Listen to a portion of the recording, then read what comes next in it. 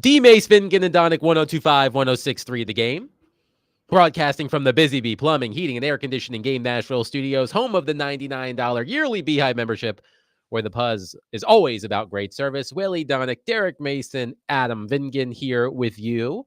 I hope everybody is having a wonderful start to their week. The sun is shining, birds are singing. It's a wonderful week. Willie, how are you, my friend? I am hanging in there. I'm doing all right. I was very excited Saturday afternoon at about whatever time that was, Nashville time, when Vanderbilt beat Kentucky. That was a huge moment for them. A second massive win for the program, moving into a huge group of teams that have the credentials, that are on track to get to the NCAA tournament. The work is not done, but I continue to be so impressed with what Mark Byington has done in the first year. So I was happy there. I wasn't as happy at the end of the night when the Predators had their winning streak snapped, and we had a long plane ride home. But I've recovered from that, so I'm ready to roll. Derek, how are you today? Hey, I'm doing well. I've been sick under the weather for the last couple of days, but other than that, the sun's out. I'm moving around, so feel pretty good. Unlike a few teams that lost yesterday in the AFC and NFC championship game. So I sent a tweet and said Philly should send a big gift basket to the Giants for one. First and foremost, they need to send them a big gift basket. And then, by the way, you send Tennessee one, maybe not as big, but you send them one as well, because the two guys they were able to get via the Giants as well as the Tennessee Titans have helped them once again to get to another Super Bowl. I'm talking about the Philadelphia Eagles. So send a big gift basket to both of those teams, Philly, please. Here's what I would love to know, and I wonder if this won't be possible to really discuss until after the Super Bowl. But especially if the Philadelphia Eagles win the Super Bowl, where will the Giants' decision, correct me if I'm wrong here, effectively choosing Daniel Jones over Saquon Barkley? If the Eagles win the Super Bowl, and Saquon Barkley has been outstanding all season long, where will that decision rank among the biggest miscalculations in NFL history? I think it would have to be number one because of the how quickly then we saw, sort of the aftermath of the trade. You look at what the Giants did, and immediately we saw Daniel Jones go downhill, as well as the New York Giants go downhill. Because you got to remember, when Saquon was healthy with the Giants, they went to the playoffs. When he wasn't there, they don't go to the playoffs. And then you see on the other side, the team that he goes to immediately finds themselves right back in the Super Bowl. So I think that's why, for me at least, it goes down as one of it has to be number one for me because of the immediacy of the results that you're seeing. I don't think I would put it quite in the Herschel Walker category. That's always the gold standard, right? Of even if Philly wins the Super Bowl, because you got to understand that Herschel Walker trade, it did lead to Super Bowl, but it was years after. Yes, but I think the reason I wouldn't put it in that category was they let him walk. Yeah, they didn't trade him. Okay, they basically let him walk. So they took the money and put it elsewhere. It certainly is bad. Don't get me wrong; it's not good. But I think at the time, I didn't think it was egregious because it fell in line with how most teams, if not all teams, approach the running back position. And this is what it maybe took for people to shake their head and say, wait a minute, maybe we should pay the running back a little bit more. Because I don't think the Giants did anything different than a lot of teams, especially rebuilding teams. You could argue that the Titans made the same type of decision with Derrick Henry. They were paying him a lot. They had a lot of holes. He was at a stage of his career where they thought the allocation of assets would be better spent elsewhere. And they made a decision, and Derrick Henry had just almost as dominant a season as Barkley in some ways. So if you're gonna throw the Eagles, if you're gonna throw the Giants under the bus, we have to talk about what the Titans did with Derrick Henry. And at the time, I don't think anybody was up in arms saying what a crazy move this is. They understood, right? It was heartbreaking, but they understood why it was done. But I think it's where both of those franchises were at.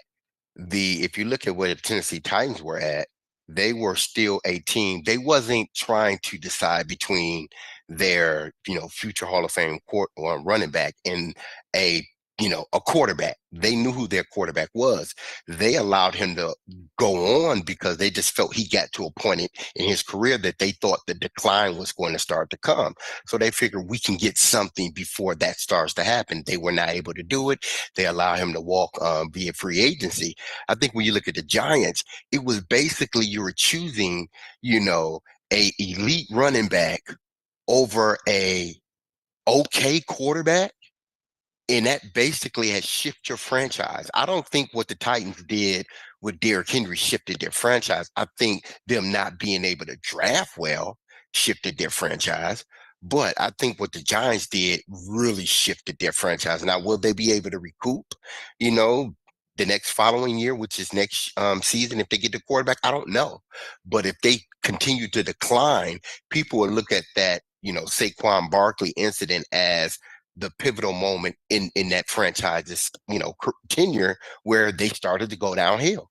Yeah. The other distinction is Barkley is younger than Derrick Henry. So that was at the time Barkley had just finished his age 26 season. Usually you can project with the running back track that everybody has really defined the last 10 or 15 years as the research has come in, as it's really around 28 that you start to see a decline of running backs. So the Giants made the decision with Barkley still with plenty of road ahead, whereas Derrick Henry being a little bit more advanced, I think it made more sense for the Titans to do it. But boy, did they get burned. You're right. The point of the story is the Eagles now have hit it big with their roster building, right? Since they won the Super Bowl, not too long ago, right? That's not ancient history where they won it. They've gotten back by some pretty shrewd moves. The ability to get so much mileage out of Jalen Hurts, right? He was not a first-round pick, right? But he's become a big-time winning quarterback. And they have supplied him some great weapons with the trade of A.J. Brown and the signing of Saquon Barkley. I mean, that's pretty shrewd moves right there. When you look at it, the Giants doubled down on Daniel Jones, which did not allow them to have the resources to give Saquon Barkley the contract he felt he deserved.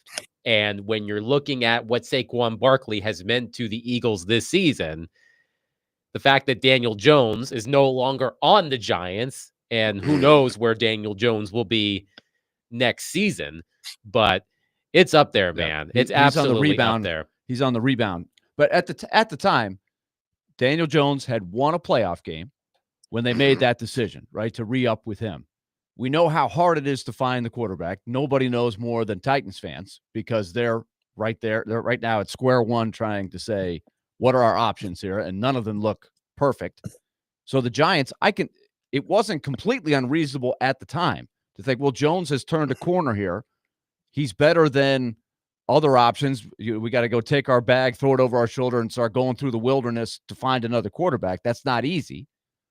And at the time, Barkley had some injury issues, right? He had bounced back and was really good. But I think you're saying to yourself, well, can you find another running back? The answer has been yes, a lot of times, right? But that's one of those decisions. It seemed like a good idea at the time. Now, 2 years later, you go, oh boy, that didn't go so well. Absolutely. So before we get into conference championship weekend, the Tennessee Titans announced right before our show some staffing changes. They officially announced the hiring of John Fossil as the team's new special teams coach. That story leaked last week. So John Bones Fossil, officially the Titans' new special teams coach, among some of the other additions. Raina Stewart, a former Houston/Tennessee Oilers player and Titans assistant coach who most recently coached alongside Fossil in Dallas, has been hired by the Titans as a special teams assistant. As for coaches who were on the staff that will no longer be on the staff, Colt Anderson has officially been fired as the team's special teams coordinator. So after one season, Colt Anderson fired by the Titans as special teams coordinator, replaced by Fossil. Chris Harris, passing game coordinator / cornerbacks coach. Justin Outen, tight ends coach. Anthony Levine, special teams assistant. All of them will not be retained. Their contracts are up and they won't be extended. So the big news out of all of this, the official hiring of John Bones Fossil as special teams coordinator, Colt Anderson fired after one season as special teams coordinator. Derek, we talked about this a little last week. You worked with John Fossil when he was starting his career in the NFL. You guys spent 3 years together in Baltimore. But now that we know he is official, and Titans fans that were looking for some scalps after this past season, Colt Anderson fired as special teams coordinator. I think, like I said last week, I think it's a good move. I think Fossil has established himself in this league. When he was in Baltimore, with my years there, he was a grinder. He was a worker. He was a guy that, helped out everybody at every position. So, and his dad was there as well. And I enjoyed, playing for his dad. I think his dad was an OC, I believe, or the quarterback's coach. But I think this is a good hire. He had a good special teams unit in Dallas. So I don't see why he can't bring those same philosophies here to Nashville and upgrade their special teams, because it needs to be upgraded tremendously. We'll see what happens, but I think it's a good hire. Unfortunately for Colt Anderson, now he has to look for another job. I don't know how many years they're still paying him, but he has to look for another job. But I think in this situation, you had to make a change ultimately, and you knew that eventually, Colt Anderson was going to be one of the guys let go. But I think in return they got one of the best or better special teams coaches in the NFL. Willie, before we get your thoughts on this, I do want to pass this along. We will talk more about Vanderbilt, the men's win against Kentucky over the weekend. The women also won. Huge win over the weekend. Vanderbilt is in the AP top 25. The women are in the top 25 for the first time in 11 years. They enter the AP poll this week at number 23. So Vanderbilt women's basketball ranked for the first time in 11 years. I have to imagine, Willie, and we'll talk about this a little bit later, that the men, I think they should be ranked in the top 25 after what they've pulled off in the past week. We'll see later in the program. But Vanderbilt women ranked for the first time in 11 years. But we'll get to that a little bit later. Your thoughts on the official hiring of John Fossil as special teams coordinator, Colt Anderson out after one season? Well, first of all, I was distracted when you used the term scalped, or people looking for scalps. People were looking for scalps. I just watched American Primeval, which is one of the number one shows on Netflix right now. I've seen that. Anybody who's watched Does that involve some scalping? Yes, yeah. quite graphically, I might say. So if you watched it, if you know, you know. Upfront and in your face. If you don't like violence, I wouldn't recommend the show. It is pretty hardcore, but it's interesting. It's set in Utah in 1857, so that will give you sort of the context. There's a lot going on there, but it's quite compelling. But I said after the end of the season, I did think a sprinkling of some more experienced coaches around a young head coach in Brian Callahan would be a smart move. And I think this falls right into line with that. If they can get a really good handle on special teams, this is one way that you can start improving on the margins. As we've said, Derek, since you and I have been on the show together, this goes way back to when the Titans were sort of building. When you and I started together, it was around the time where they were going from Mike Mularkey to eventually Mike Vrabel, and they were really bad right before. And we were saying it doesn't take a whole lot sometimes to go from picking high in the draft to getting mediocre. And I don't think this past year's team, if they had gotten any kind of quarterback play and they had great special teams, they might have won 3 or 4 more games. And we've been talking about a really mediocre team saying, okay, well, what do we think? It'd be, but they didn't. So that's the first thing to fix is I think just fixing special teams and starting to do better on the margins could lead to improvement. One thing one thing that I do want to note as well. Speaking of experience, the Titans have made some hires in their front office as well. It was reported over the weekend that Reggie McKenzie, who interviewed for the Titans general manager opening, is being hired in a quote-unquote key senior scouting role, according to Ian Rappaport of NFL Network. There was also a report over the weekend broken by Bussin' with the Boys, Taylor Lewan and Will Compton, that former Raiders general manager Dave Ziegler is also joining the Titans as an assistant general manager.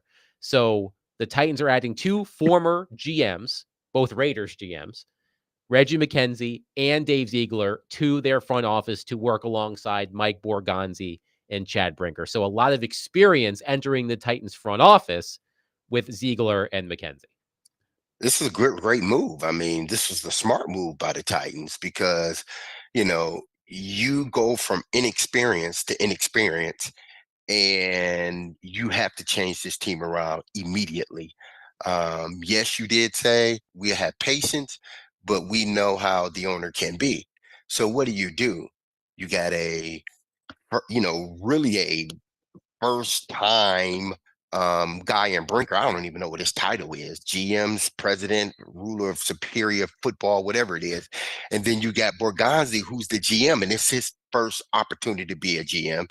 So you got essentially 2 guys on the job that don't have that much experience. So what do? You bring in someone like McKenzie who has a lot of experience. And now what he's able to do, you can sort of bounce things off of him.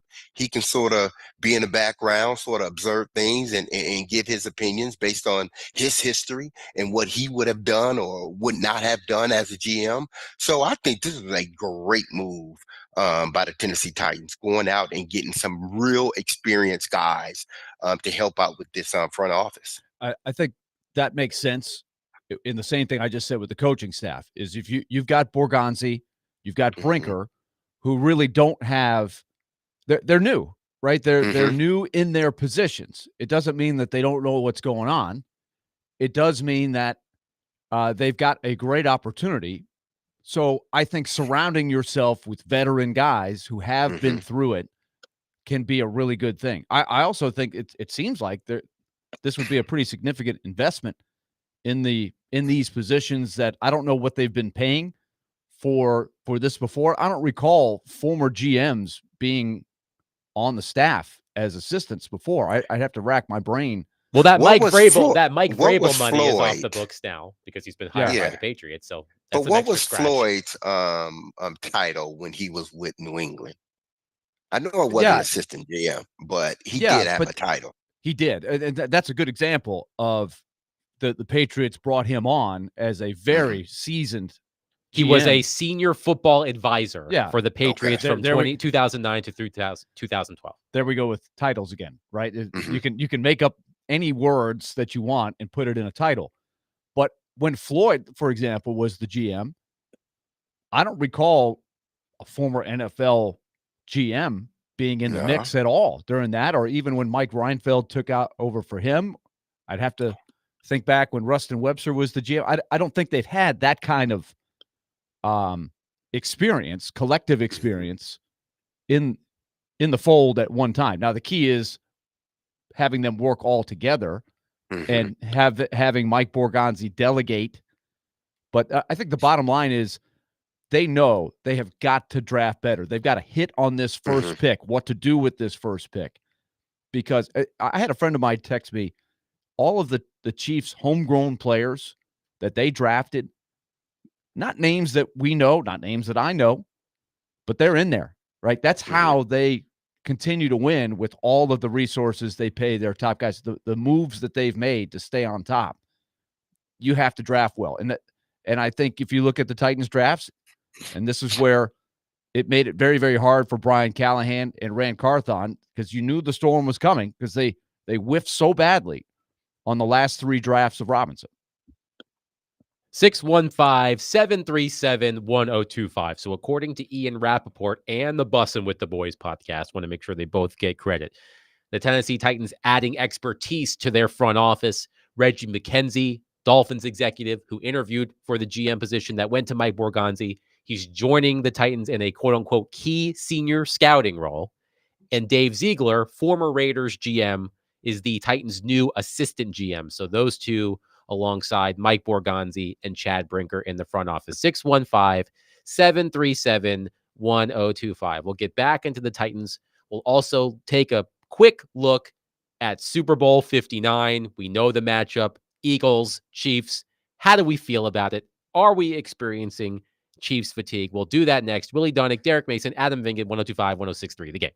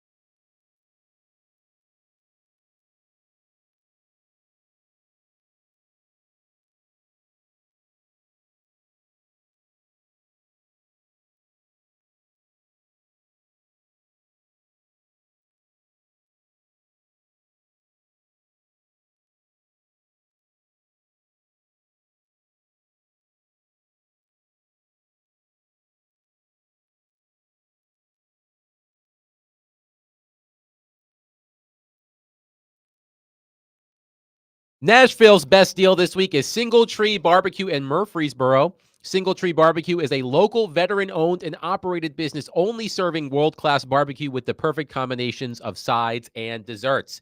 Get half off a $25 gift card now while supplies last at theGameNashville.com/deals. Willie Donick, Derek Mason, Adam Vingan here with you. Super Bowl 59 is set. A rematch of Super Bowl 57. Eagles and Chiefs. That game last night, the AFC Championship game, another instant classic in the Bills versus Chiefs rivalry, which unfortunately is incredibly lopsided. Patrick Mahomes is now 4-0 in the playoffs against Josh Allen. It was a great, great game. I feel so terribly for Buffalo Bills fans. I'm trying to think of who it was. I think it might have been Scott Van Pelt on ESPN after the game last night, saying that Josh Allen must feel like a PGA golfer who was on the tour during prime Tiger Woods. You can play the best round of golf you could possibly play, but as long as Tiger Woods is there, you're probably not going to win. And that's where things appear to sit for Josh Allen, unfortunately. But the Bills win 32-29. The Chiefs are going for a three-peat, gentlemen, which we knew already. No team has ever won 3 consecutive Super Bowl championships. This is what I think is interesting. I found this out last night. Of the other 8 teams that could have gone for a three-peat, because the Chiefs are the 9th repeat champion in NFL history, none of the previous 8 made it to the Super Bowl. So the Chiefs are not only the first team going for a three-peat, they're the first team with that opportunity to make it to the Super Bowl, which I think adds a little more intrigue into this matchup. But the question I think a lot of people are asking themselves, I heard Robbie Stanley say this on the morning show today, he's not at all excited about this game. I think there's a lot of people that are experiencing Chiefs fatigue because they've just been present through every, this is obviously their 3rd consecutive Super Bowl appearance. And, they've been in this situation a lot during Patrick Mahomes' career. But I heard Nate Burleson on CBS after the game say, don't play into this narrative of Chiefs fatigue. He had an impassioned plea for NFL fans. We are witnessing greatness, he said. Appreciate that, despite the fact that you might be tired of seeing the Chiefs in the Super Bowl. God knows how many times we're going to see Taylor Swift over the next couple of weeks, I should say. But that's the question for both of you. We'll start with Derek. Do you think there should be Chiefs fatigue, or should, as Nate Burleson said, should we be appreciating the fact that we are witnessing history here? I think there could be both. But if you're not a Chiefs fan, obviously they have thousands upon thousands of fans. So if you're not a Chiefs fan, I can understand you understanding what type of history can be made and what you're watching, but also still be fatigued in regards to, and I don't even think it's you're fatigued with the Chiefs. I think you're fatigued with the optics around the Chiefs. I don't think it has anything to do, because Andy Reid is lovable, and Spagnuolo, a lovable guy. Guys that you would love if you were a sports guy, a football guy, or girl you would love to play for. So I don't think it's so much of the Chief fatigue. I think it's the fatigue around, the Chiefs, the apparent, calls that the Chiefs get in odd moments of the game. I think that's what people are fatigued by, because they're like, I want to see a good game. But each and every time when the Chiefs are playing, the good game is sort of muddied by this play or something that happens in a game where people see it as, it seems like the NFL is sort of, wanting the Chiefs to win. I'm guessing you're referencing the 4th down play with Josh Exactly. Allen. And there were people that were the same way about the New England Patriots when they was winning, because it just seemed like they would get every call. So I don't, now you may have really hated Belichick in the bunch. I'm not gonna say he's as lovable as Andy Reid, but I think a lot of people, you can equate both situations. I think it wasn't necessarily the team. I think it was the optics around the things that seemed to be happening in their favor. I think people are tired of that. As far as watching the game, I think people are still going to watch it, whether they hate the Chiefs or love the Chiefs, whether they got fatigue or not. I think people are still going to watch it. Now, will the ratings dip? We'll see come 2 weeks, but I think both can exist in sort of the same room. I do want to say before Willie responds, you mentioned Steve Spagnuolo, the Chiefs defensive coordinator, being a lovable guy. I have no love for Steve Spagnuolo. He was the Yes, defensive coordinator for the Saints a long time ago, who presided over some of the worst defenses in NFL history. So good for Spags for figuring it out with the Chiefs, but I have no warm and fuzzy feelings about Steve Spagnuolo. It is interesting. Y'all got him as a young coach. Y'all got him as a young coach, man. It is interesting how you could perceive of it, like Bill Belichick famously was not a great head coach for the Cleveland Browns. He did okay, but nothing great at all that would lead you to believe what was coming. But I would say too, the market, Kansas City's market is different. I'm thinking of other juggernauts in other sports. Chicago with Michael Jordan, LA with Kobe, Boston/New England with Belichick. If there were, I don't remember the last. I mean, I guess the late 70s Yankees would be in there, or the late 90s 2000 Yankees.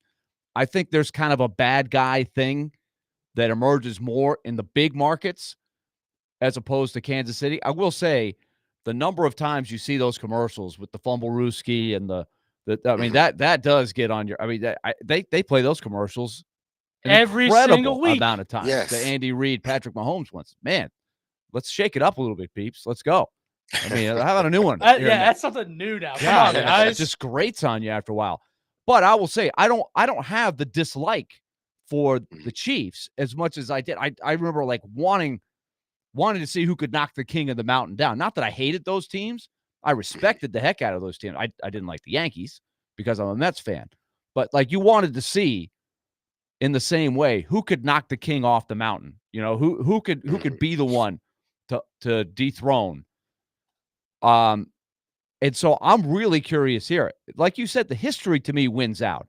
Nobody's ever done it. You would think in the history of the Super Bowl, somebody would have had a chance for 3. Nobody's ever had a chance for 3 in a row. No, I'm talking about winning 3 in a row. It's never Buffalo happened. went 4 times. They should have won. Well, they never won it a single time. You know what I mean? Like nobody's ever won the great Cowboys teams with Troy Aikman and Emmitt Smith. They won 3 out of 4, which was an incredible run, right? I think that's right. 3 out of 4. Yeah. 9.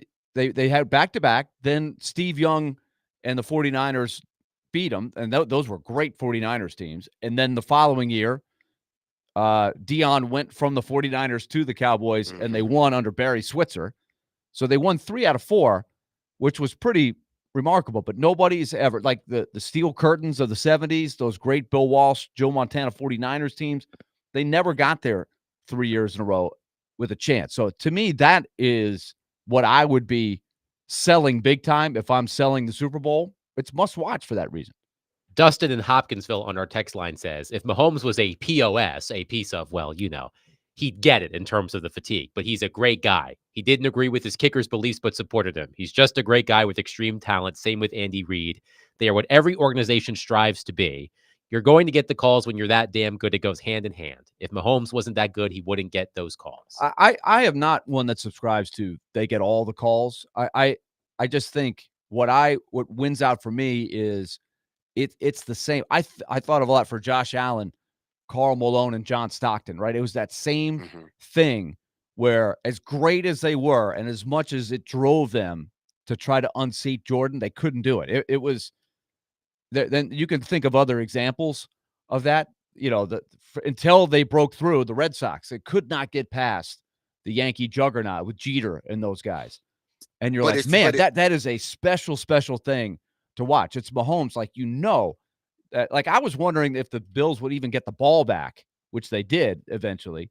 But Mahomes and those guys are so good. They've been it so many times. What's the stat they showed? They've now won 17 straight one-score games. That's almost impossible to do stat-wise. Like, analytics would tell you that's impossible. But it all falls back. You're answering sort of the question in regards to fatigue or the circumstances outside of the Chiefs. You talked about that. Karl Malone and Stockton era. But what was everybody upset about? The Jordan rules. Everybody was upset about the Jordan rules because Jordan seemed, because he was so good and the Bulls team was so talented, Jordan got the benefit of the doubt each and every time.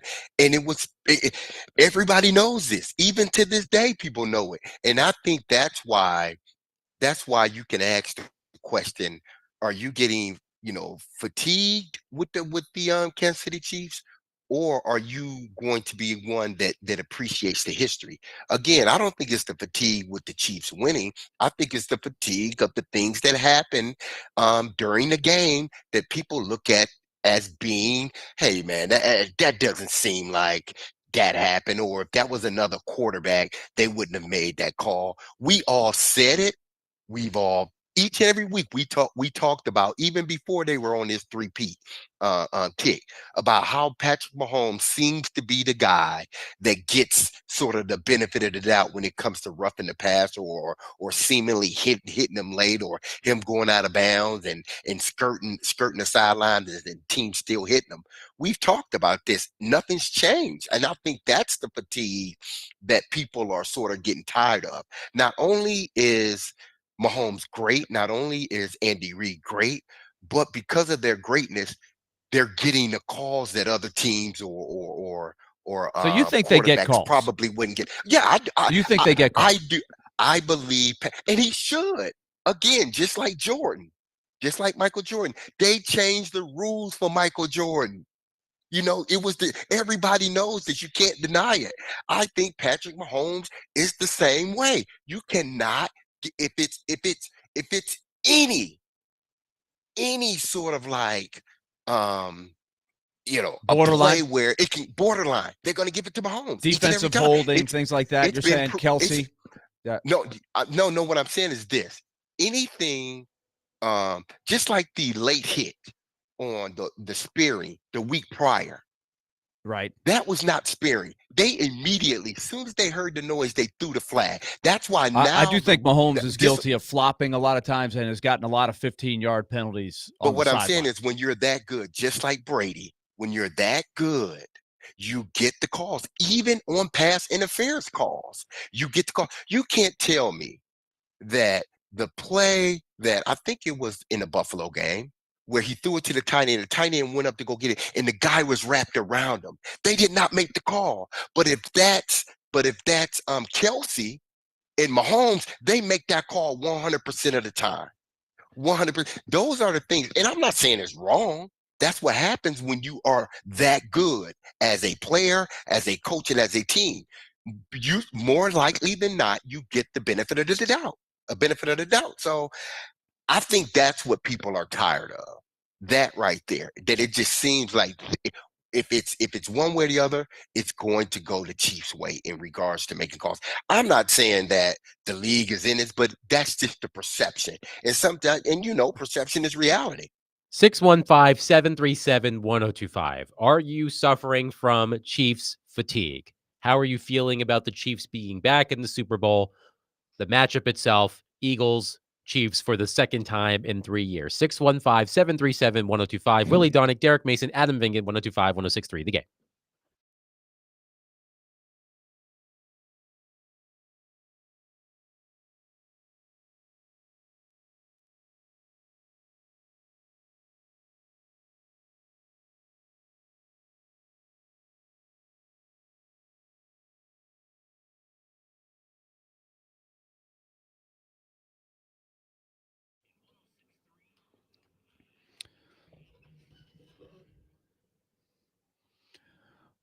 Definitely looking forward to talking to Elliot on Thursday. And wow, what a doozy of a trade that we saw over the weekend. A blockbuster with Mikko Rantanen and company. We'll talk to Elliot about that on Thursday and how it affects the Predators going forward. And speaking of the Predators, Lee Company is a proud sponsor of our Predator coverage.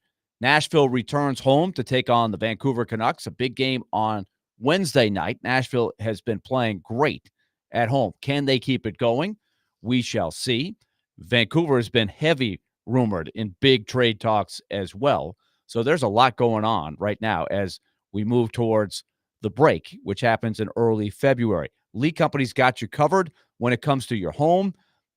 The frigid temperatures hopefully are behind us for a while, but at the same time, you need to be thinking about the now with your heating and the future, getting ahead of things with your air conditioning. That's where Lee Company can really help you. At this time of the year, you have to be thinking of staying on top of these things. Call them and ask them about it.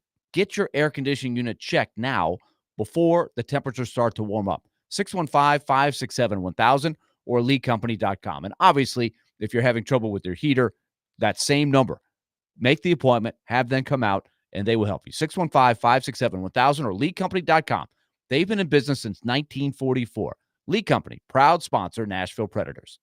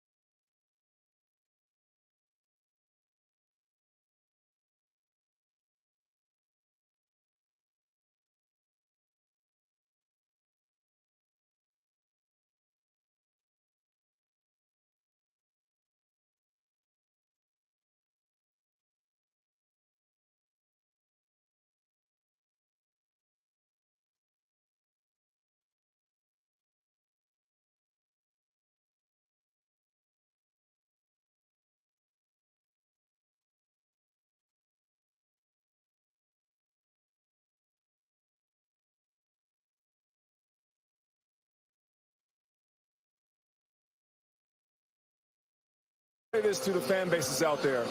If you're not a Chiefs fan, that's okay. but resist the urge to fall for the narrative that we're tired of seeing them win, that we might be fatigued of watching KC go to the Super Bowl over and over again. You are witnessing greatness, and just be happy that you are alive to be there to see it. That was Nate Burleson. I just mentioned that in the previous segment. That was Nate Burleson. Hey, guys. Don't tell me how to feel. Just be grateful that you're alive to witness this potential history. Just be grateful. I'm just going to... It ain't that damn serious. I was going to say. Wow. Nate Burleson, he look, you got to admire his rise. He's good at what he does. He is very good at what he does. I mean, he's going beyond sports now with his CBS morning show and stuff like that. But I mean, come on, let's not get. Yeah, I agree with you. Dude. Let's you just hit the roll note right there. You hit the note. Let's just roll through some of these texts because a lot of people are feeling fatigued. Nate Burleson, Nick in Franklin on our text line, driven by WilsonCountyHyundai.com, says, just seems like every team gets screwed by the refs in some way or another, except the Chiefs. They are never the victim of the bad calls. Devin and Dixon says, no, I'm telling y'all right now, I'm legitimately sick, in all caps, of seeing the Chiefs win so much. Michael and Madison says, I hate both teams involved. They're probably my bottom two in terms of most hated teams in the league, so I am not even going to watch the game. Oh, come on. You are. Liar. You're going to watch. It's a big lie, man. What else? But it goes back to this too, because I like that you brought up the analogy of Karl Malone, the Utah Jazz, Stockton, and those guys. But then you look at the San Antonio Spurs, great team, two great players, two Hall of Fame players, a Hall of Fame coach. But I think after a while, people even got fatigued of them. Oh yeah, so, we did. And I don't think it was necessarily that they hated, Pop, or they hated Tim Duncan or anybody. I think it was just the things that were outside of the San Antonio Spurs that seemed to be happening. That's a really interesting one that I hadn't thought of until you brought it up. But I would still say, because it was a smaller market, and because you had Duncan and Ginobili, there wasn't a hatred. They weren't. Yeah. Oh, I hated them. I hated them. Look, Tim Duncan, but not because they were shit. Like we talked about this during the break, David. The Patriots, there was that perception that they were cheating, right? Yes. They had Spygate and Inflategate, like they were bending the rules. They had more of the villain. It was Deflategate, not Inflategate. Inflategate would be interesting. Yes. Is inflation on my mind? What am I thinking? I don't know. Has anyone checked the Why price did I say that? Has anybody checked the price of eggs lately? Maybe that's why. Hey, that's supposed to be going good. up as well as the price of oil is supposed to be going up too. So your gas is going to be going up pretty soon. That is indeed Inflategate. Exactly. Please continue. That's an Inflategate. I'm always saying you wouldn't want the ball pumped up too much. That would not be good. No. Yeah, exactly. Yes. Look, Tim Duncan went to Wake Forest. There is no love lost between me and Wake Forest. Yes. It's hard to hate Tim Duncan. The It's hard Spurs to hate played Tim my Duncan. Grizzlies, so I despise the Spurs. That's just me. I mean, look, I get it, but Willie's point is well taken as well. That the Patriots, there was the perception that they were dirty, rotten cheaters. They won a lot of Super Bowl championships, but there was also some questionable behavior on the side. So as far as we know, that hasn't existed with the Kansas City Chiefs. So that plays into it as well. And the Yankees, right? They had Steinbrenner, who was kind of a villain, and they had at the time the villain hat because they were outspending so many other teams. They had more resources, so that made them be the bad guy more. It's harder in the salary cap where everybody's got equal resources relatively. I think that's part of it too. That is probably true. Derek is on our phone line, driven by WilsonCountyHyundai.com. Derek, thank you for calling. Please go ahead. Hey guys, just calling in to agree with you and saying that he gets those types of calls. And like Derek was saying, Jordan got them.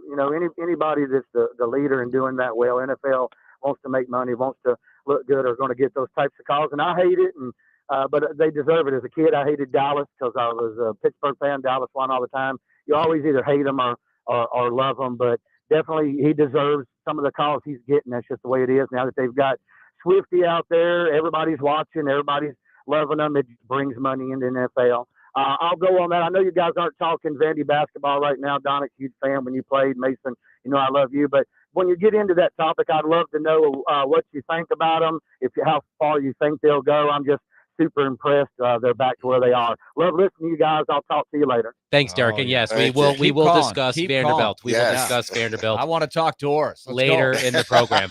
I Good did things see happening. I did see this story the other day that I thought was interesting from Adam Schefter. He reported that NFL Replay Assist is expected to expand this offseason into plays that could include the quarterback slide.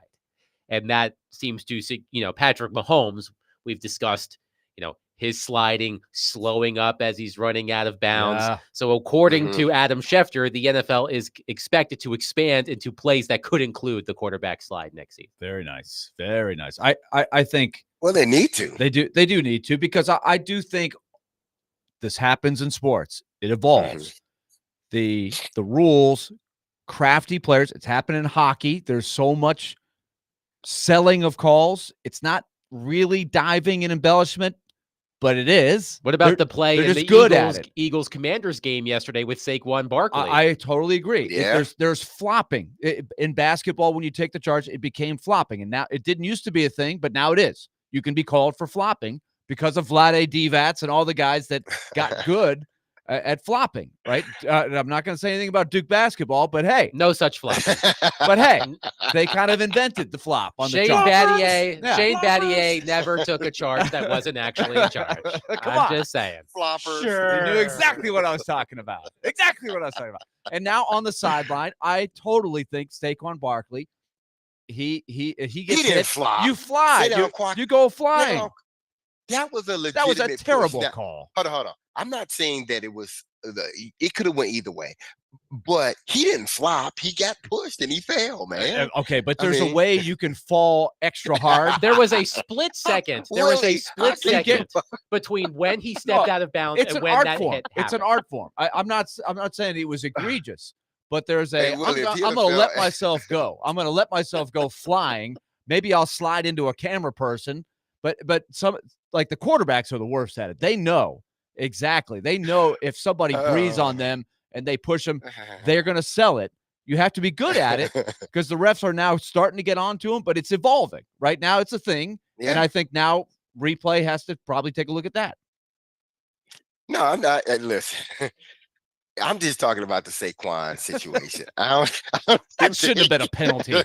I'm not saying whether it should have been a penalty or not, but you can't admit he was running full speed. He got pushed and he fell. But no, yeah, That poor guy but couldn't. He couldn't avoid him. Yeah. It's like, oh, he's out of bounds. Well, he had been out of bounds for like one. It was a hundredth of split second. second. Yeah, It was a he couldn't have split pulled up. second. But those are the things that we don't think are, because had Patrick Mahomes done that, they would have threw a flag and we would have been irate, because we would have said, well, there's been other instances where players have stepped out of bounds seemingly, or other quarterbacks, and those calls were not made.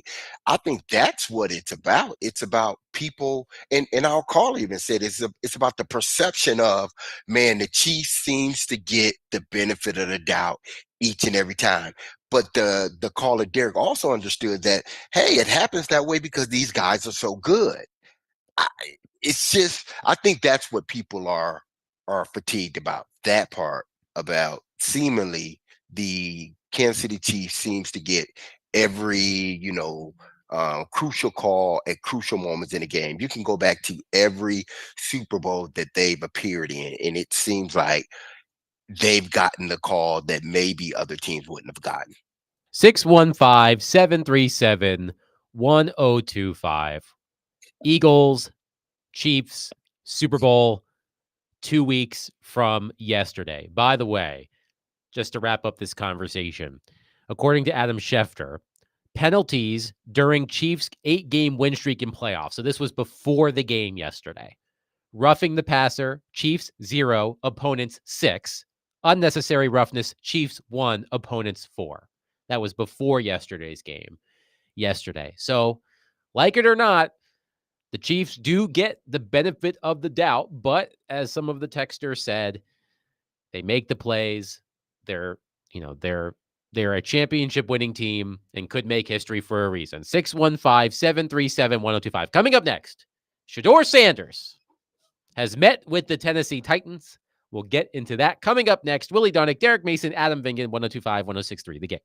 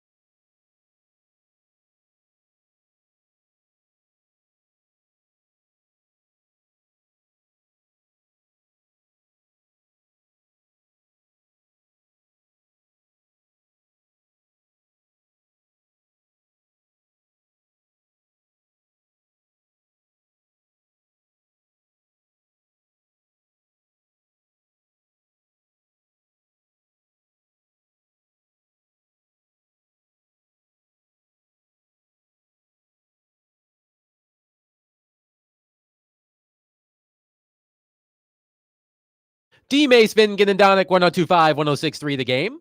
Broadcasting from the Busy Bee Plumbing, Heating, and Air Conditioning Game Nashville Studios, home of the $99 yearly Beehive membership, where the buzz is always about great service. Willie Donick, Derek Mason, Adam Vingan here with you. Let's talk doors. Oh, I'm just kidding. When is that? I can't wait till We have our doors will segment. get because I do think What there's kind a fast of doors? Oak doors? right. I'm having What kind of a doors? new door put in on Wednesday. Windows? Oh, Are you talking about window doors? Yes. I'm having a new door put into my home on Wednesday. We could talk about that. We could talk about all of the I'm trying to things that contain my enthusiasm. we will Sorry. get there because I do think there is an interesting conversation to be had, not just about the game itself, but Mhm.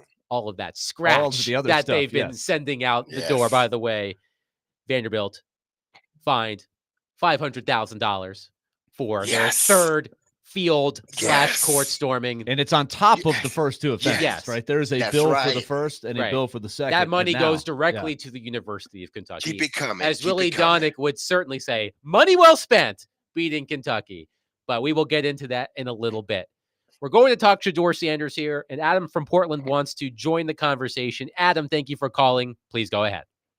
What's up, Adam, man? Hey, yeah, so here's my thing, man. Like, I'm watching the games this weekend. I don't think, and I haven't listened to much, so I don't know if everybody agrees, but I thought they could have went the exact opposite way to build some excitement. The way it went is just, I don't know, with an exception of like AJ possibly doing something, I'm as disappointed as I could possibly be. Maybe Hop gets something, but then that means Patrick Mahomes has to win again, and I hate that. So, like, I thought the NFL was so bad this year, Adam, that, like, I don't know. It's almost disconnected, man. Like, I feel so stale with the league, especially because college football, I believe, took it up a notch and brought, like, I've never been more engaged than I was with college football this year. But it's either the Titans sucking or the Chiefs just giving me, like, winning fatigue. But I can remember when I was a kid before the Titans got to town watching Monday Night Football and getting fired up. And, like, I feel like, and it just was tied around to Deion's kid. I feel like he's the only thing that I look at to go, okay, he could bring some electricity to town and maybe spark us. We need something seriously different to happen because, dude, it's not just the money thing. Like, you're asking us to invest a lot of money, yeah, but, like, I've never loved my team less, and that scares me and it makes me disappointed because that's who I am, man. I love football, and I've just been so down on this team this year. I think you got to do something bold, and I think Deion's kid would be bold. Thanks for the call, Adam. One thing that Adam did mention there that I think a lot of people who watch the Titans closely would agree with, especially watching the AFC Championship game. Mhm. Those two teams are playing a completely different sport than the Tennessee Titans. It does dawn on you how far Yeah. the Titans have to go to get to that level because it is high level. Same But thing. yeah, same yeah, thing with the it's- NFC too. Like Jaden Yeah. Daniels, Derek. Like I don't know. I don't look at those teams as much of a juggernaut. I just think the Right. Bills and the Chiefs for the sustainability of those teams. That's two really high end teams, and then you throw the Ravens in there. right. The Bills beating the Ravens was no easy feat. The Ravens are in that category too. I When don't I- see the NFC But like that. what I see with the Commanders, Derek, and this can go to Adam's point about Shedeur Sanders, is it didn't seem like the right time for the Commanders to Mhm. make it to the Super Bowl. This felt like, for example, this is a reference Willie will fully understand. I remember watching in 2018, the Predators, they won the President's Trophy that season. They played the Colorado Avalanche in the first round of the playoffs. That was McKinnon and Mikko Rantanen, who part of a big blockbuster trade over the weekend. That was Rantanen and McKinnon and Landeskog's first real taste of the playoffs. And they gave the Predators a really tough series. The Predators ultimately prevailed in 6 games. But I remember after that series saying to anyone who would listen, that Avalanche team, man, they are on the come up. That is a great team. You knew they weren't going to go away for a while. Right. And they ultimately won the Stanley Cup in 2022. And that's how I feel about these Commanders, Derek. Like they're probably not ready for prime time, no pun intended with the Shedeur Sanders conversation. They're probably not ready for prime time. 4 turnovers yesterday. Jaden Daniels only had 1 turnover. He had an interception late in the game. Blown out by the Eagles. But if you're a Commanders fan today, you can at least look at what you saw this season, what you've seen from Jaden Daniels, and have hope that this is just the first step towards something bigger. And I think a lot of Titans fans, as Adam explained, think that Shedeur Sanders can provide that jolt for the Titans. Not immediately, as Jaden Daniels did, because what Jaden Daniels did this season, I think, is largely unprecedented in terms of a rookie quarterback making it to the conference title game. I remember mentioning it last week. It hasn't happened very often. So, if at all. But I think Titans fans hope to see maybe Shedeur Sanders or Cam Ward, depending on who you like, that they can provide that same hope for the Titans down the road.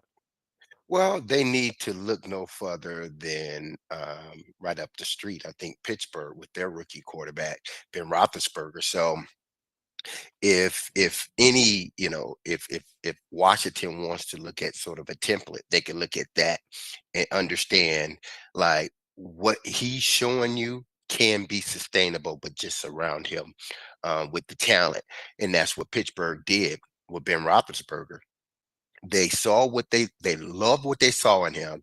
They knew it was sustainable, but they built the team around him. But they built it from the fabric of who they were as a team. Run the ball, play hard-nosed defense, and we'll play action. And then they started to sort of evolve and get into 3 and 4 wides. But nevertheless, they never lost their true identity. So I think Washington is in a good situation.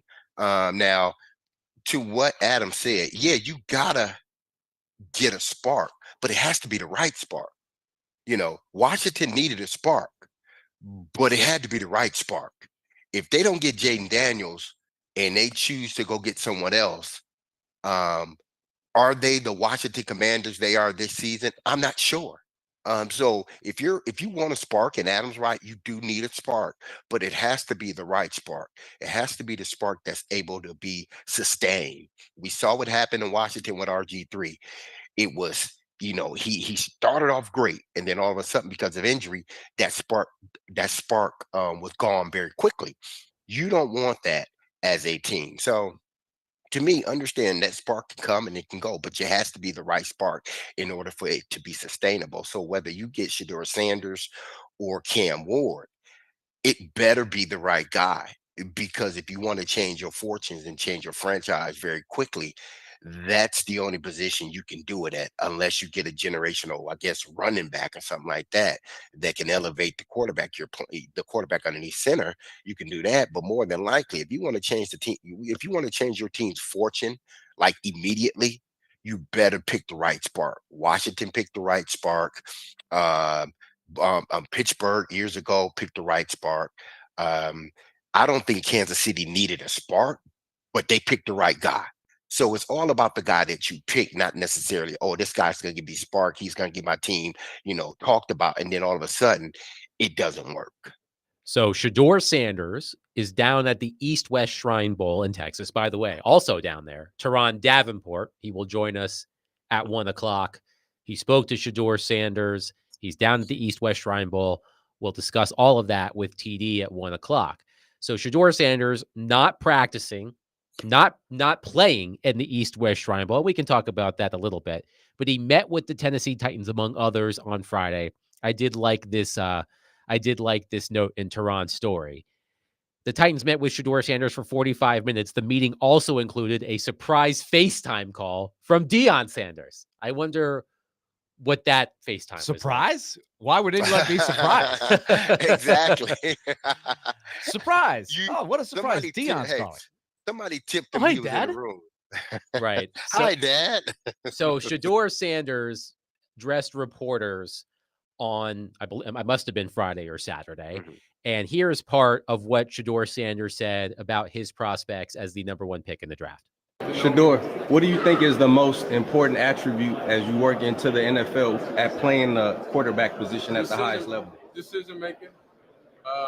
That's the biggest and best thing you can do as a quarterback. That's what my skill set is decision making. So I don't ever let anything alter my mind or let anything get in the way of me not being in my right mind. So this decision making as a quarterback position for my skill set, what I like to do, sit in the pocket and throw it, that's the best attribute. So we changed the program in Jackson. We went to Colorado, changed the program, and we did everything people didn't think we was able to do. So that's why I know I'm the most guaranteed risk you can take. The most guaranteed risk you can take. I believe that is called an oxymoron, a guaranteed risk. But I appreciate the confidence from Shedeur Sanders. So, Derek, I'm curious from your standpoint. So, as I said, Shedeur Sanders at the East-West Shrine Bowl, but he's not practicing. He's not playing. He also told reporters he's unsure if he will throw at the NFL scouting combine next month in Indianapolis. This is not an uncommon thing, quarterback specifically sitting out of all of these. What do you make of Shedeur Sanders' decision not to participate in any of this? Is there anything he could possibly lose by not throwing in these situations? No, at least I don't think so. All you have to he said one thing that I think is definite. And I think because he talked about his attribute, what would be his best attribute, his decision making. If you don't see that on display from this young man, the 3 years that you've watched him, or two, let's just say two, for those who didn't follow him at Jackson State, I don't know what you're watching. And not just that, I'm not gonna call it's not a circus, but the stuff that comes along with being Shedeur Sanders, the son of the great Deion Sanders, all that stuff on the outside that could crush individuals. He's managed to put it in his proper place and still go out there and lead his team. He's exactly right about what he said as far as decision making. He's probably the best quarterback in this year's draft in regards to decision making. So when he says that, then, hey, listen, will he go number one? I don't know. Should he go number one? That's up to those who are going to draft him. But he has proven, I think, throughout the last 2 years that he could be a guy that can ultimately lead your franchise to a Super Bowl. Just like any quarterback, you surround him with good talent, you put him in a good situation, and allow him to flourish. And I think he will, whoever he goes to. This is a fascinating thing that is just starting, right? This whole process of, do you take the quarterback with the first pick or do you trade down? To me, that's really what it comes down to. And trade down, you could trade down to 3, right? And still take a quarterback. You could trade down to 3, still take one of the premier players, maybe it's 5, something like. So when I say trade down, I'm not saying trade down to 11 or 12, right? It is maximizing the assets, but it does center around it. Is this the guy? Is Shedeur the guy that you feel like you can't pass up one way or the other? I mean, maybe you trade down to 2 and get Shedeur, or 3 and get Shedeur.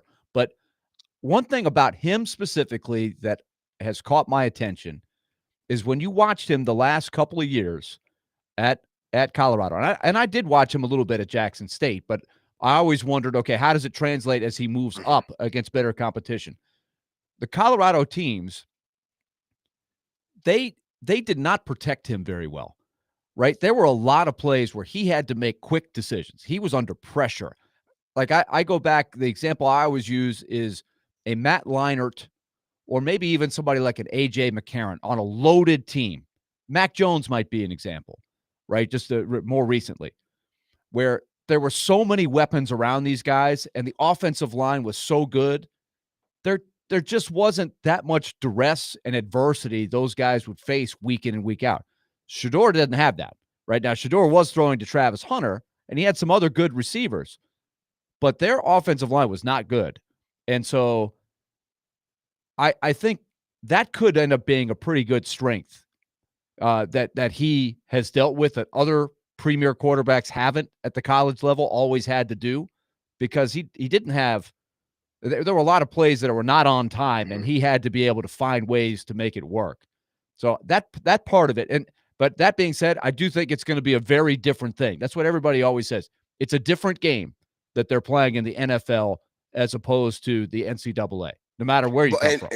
And to what you to follow up on that, but to answer your question, Adam, I don't think it's going to hurt him.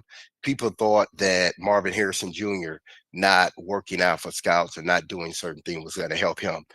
When it was going to hurt him. Did it hurt him? No, it didn't hurt him, because what they did was put on the film and watch the tape and say, hey, listen, regardless of what he didn't do in all season, this is the guy. He's proved it each and every week in college. So I'm not gonna let him not working out for a team, or him not working out during the combine, alter my decision on whether I'm going to draft this young man. So I look at the same way with Shador.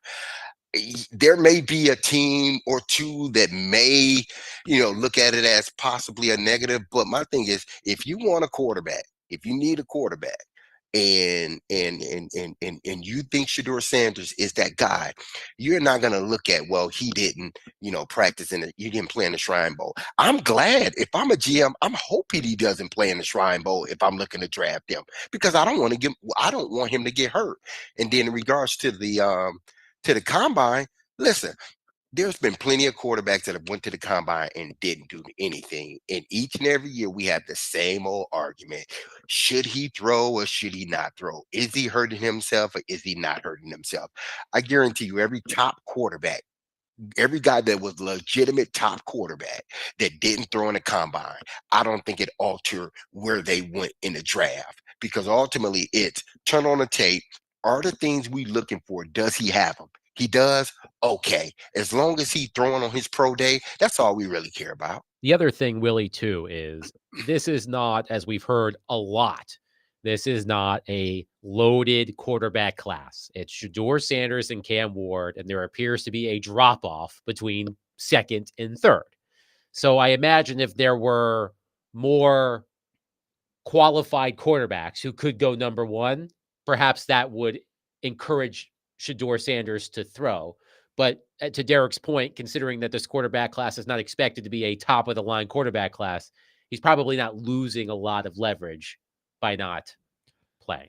Yeah, I think all of these things, and as it's evolved, I think it's become a lot more common that the top guys tend to not throw and not work out and do these things. So it's not surprising anymore. It's not going against the grain. It's sort of commonplace, I would say. The thing that I think is interesting is when we talk about the quote surprise FaceTime call from Deion, is Deion, I'm sure, along with the rest of Shador's inner circle, is probably going to take the opportunity to help orchestrate where, and I don't want to say manipulate, but he's going to try to work it to get Shador to a spot, like where he's going to do his homework on all these teams. And what factor is that when the Titans, Borgonzi, etc., are working their hand and saying, how do I play my cards the right way for the good of the franchise? And what forces, how can I use Deion's desires to get what I want, right? Does Deion really want Shador to come to the Titans? Is that an advantage for the Titans? How do I take advantage of that if that's the key? Or if ultimately I know that Deion really doesn't like our vibe here, how do I still utilize that leverage to get the most possible back for the asset of the first pick? I think that is a chess match that's just starting. 6-1. Go ahead, Derek. Did Caleb Williams and Jaden Daniels throw at the combine? Caleb Williams did not do anything, if I can recall correctly. I can't remember Jaden Daniels. Yeah, I don't think Jaden Daniels threw. I could be wrong on that, but I don't think Jaden Daniels threw either. Did it mess up? Did it alter their prospects or did it alter their draft? I don't think so. Yes, I certainly recall Caleb Williams sitting out of all of this stuff. I don't recall with Jaden Daniels, but 615-737-1025. Can Shador Sanders restore the feeling in Tennessee? As Adam in Portland said at the beginning of this segment, would Shador Sanders get you excited for Tennessee Titans football? 615-737-1025. Willie Donick, Derek Mason, Adam Vingan, 1025-1063. The Game.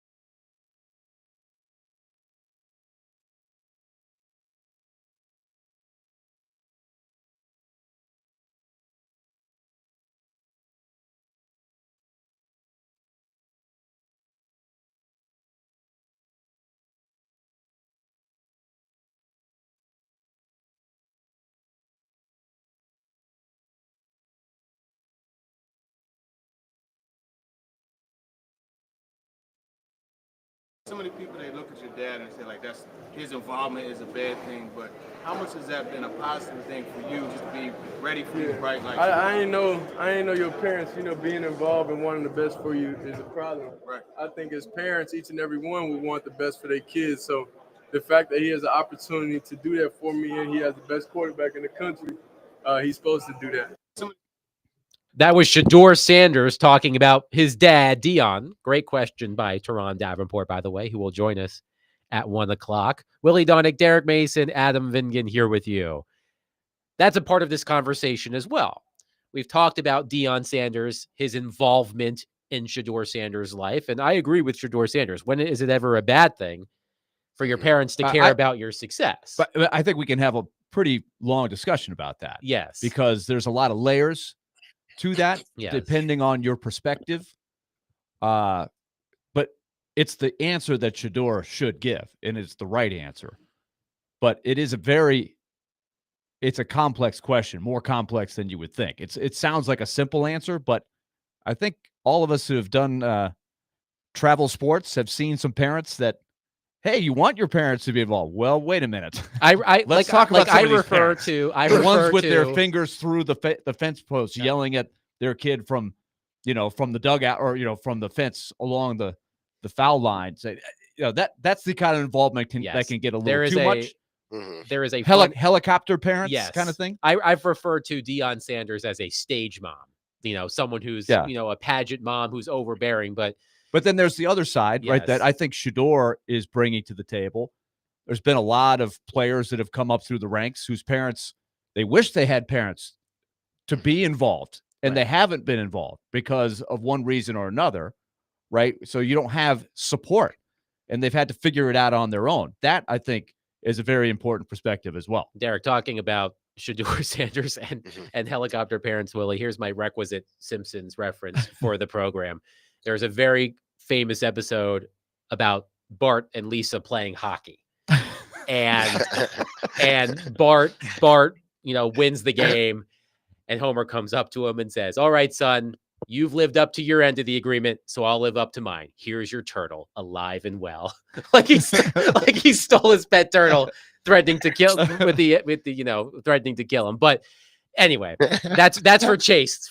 That's for Chase specifically. But I'm curious about this because we do have, one texter, Dustin, on our text line says that he didn't want Shedeur Sanders, Derek, because of the circus, but now he's good with it for the same reason. Bring on the circus. If we're going to win, if we don't win, just more pressure on Amy. It's nothing. He goes, I want what's best for the team. I like trading, blah, blah, blah, blah, blah. But the point is, sorry, Dustin, that was a long text. But the point is, like, the involvement of Deion Sanders in all of this, I think Willie was making this point before the break. Deion Sanders has said on the record on more than one occasion that he will influence Shedeur Sanders' destination as much as he can. So I am curious about how this plays. Made no secret about it, right? No, he's made it's absolutely not speculated. He said, yes, I am going to be on the record saying that he is going to play a role in where Shedeur ultimately ends up. I don't think anything's. Listen, we got to understand this, and I know the perception is it's this circus, and if you draft Shedeur Sanders, the circus will come with them. His dad has a job that is very commanding, that pays him a lot of money, so he can win a lot of games. I don't think he's going to have a lot of time sitting there meddling in his son's business. Now, will he call him? Probably every day, or will he call him every week? Yeah, like a father does. Hey, what's going on? How you doing? How's work going? Are you learning? Whatever the case may be. But he also has to run a program at Colorado that now has expectations. So when people got to look at this thoroughly, like just because the perception is, oh, Deion, if you draft Shedeur, he's going to bring the circus. No, he's not. I don't think there's ever been a circus around Shedeur Sanders. There hasn't been. Wherever he went, his dad has went, or rather, wherever his dad has went, he's went. And now that he's going to be apart from his dad, he's going to have more freedom to make his own decisions, where his dad will not be around 24/7 now. Now, I'm sure he will, talk with his dad about decisions that he's going to make or how the process is going. But wouldn't everybody want their parent to be, because this is a big thing. Wouldn't you want your a parent that, say if you had a son or daughter, say for instance, my son who wants to go into medicine. Say for instance, if I went into medicine as well, wouldn't he, lean on me for certain things? Wouldn't he want me to be there through his process to make sure things are going the way that they should go? I'm a tend to believe he would. Would I Absolutely. overstep boundaries? No, I wouldn't. Yeah, well, that's the key. exactly. That's the point, right? Would you go as far as to manipulate the Mhm. system in the name of being supportive? Like, you can support Well, without well, the going there. Mannings- Like, the I think some Mannings did it. travel. The I can think of a Mannings- lot of travel coaches that But when have we had to say, deal with parents and Uh-huh. coaches of college teams, right? That but when they we feel say like the parents are manipulate, trying to power play some things, right? but when Because we of say maybe some. manipulate, what are we talking about? When we say manipulate the draft, he can only manipulate it, and like he said, I can only do so much, which means he can only do he really can't do anything in regards to manipulate. He can do no more than what the Mannings did for their son, and it turned out to be, Yes, the right they move absolutely for them. manipulated. The Mannings But did, no but doubt. exactly. So if he manipulated in that fashion, then okay, the only two fan bases that should be arguing is the two fan bases that are being manipulated, trying to, whether it be, because back then it was, who was it? It was the then San Diego Chargers and the New York Giants, and basically said, San Diego, if you draft my kid, he's not playing. So if I can do that for my son, knowing how the franchise is now, if if just say for instance, if you had the Pittsburgh Steelers and the Kansas City Chiefs, for some odd reason in another universe, ends up not winning the game next year, and then both of them are at the top of the list, do you think anybody's saying, I don't want my kid to go to either team? No, they're gonna be like, whoever you get drafted by is great, because both franchises are wonderful.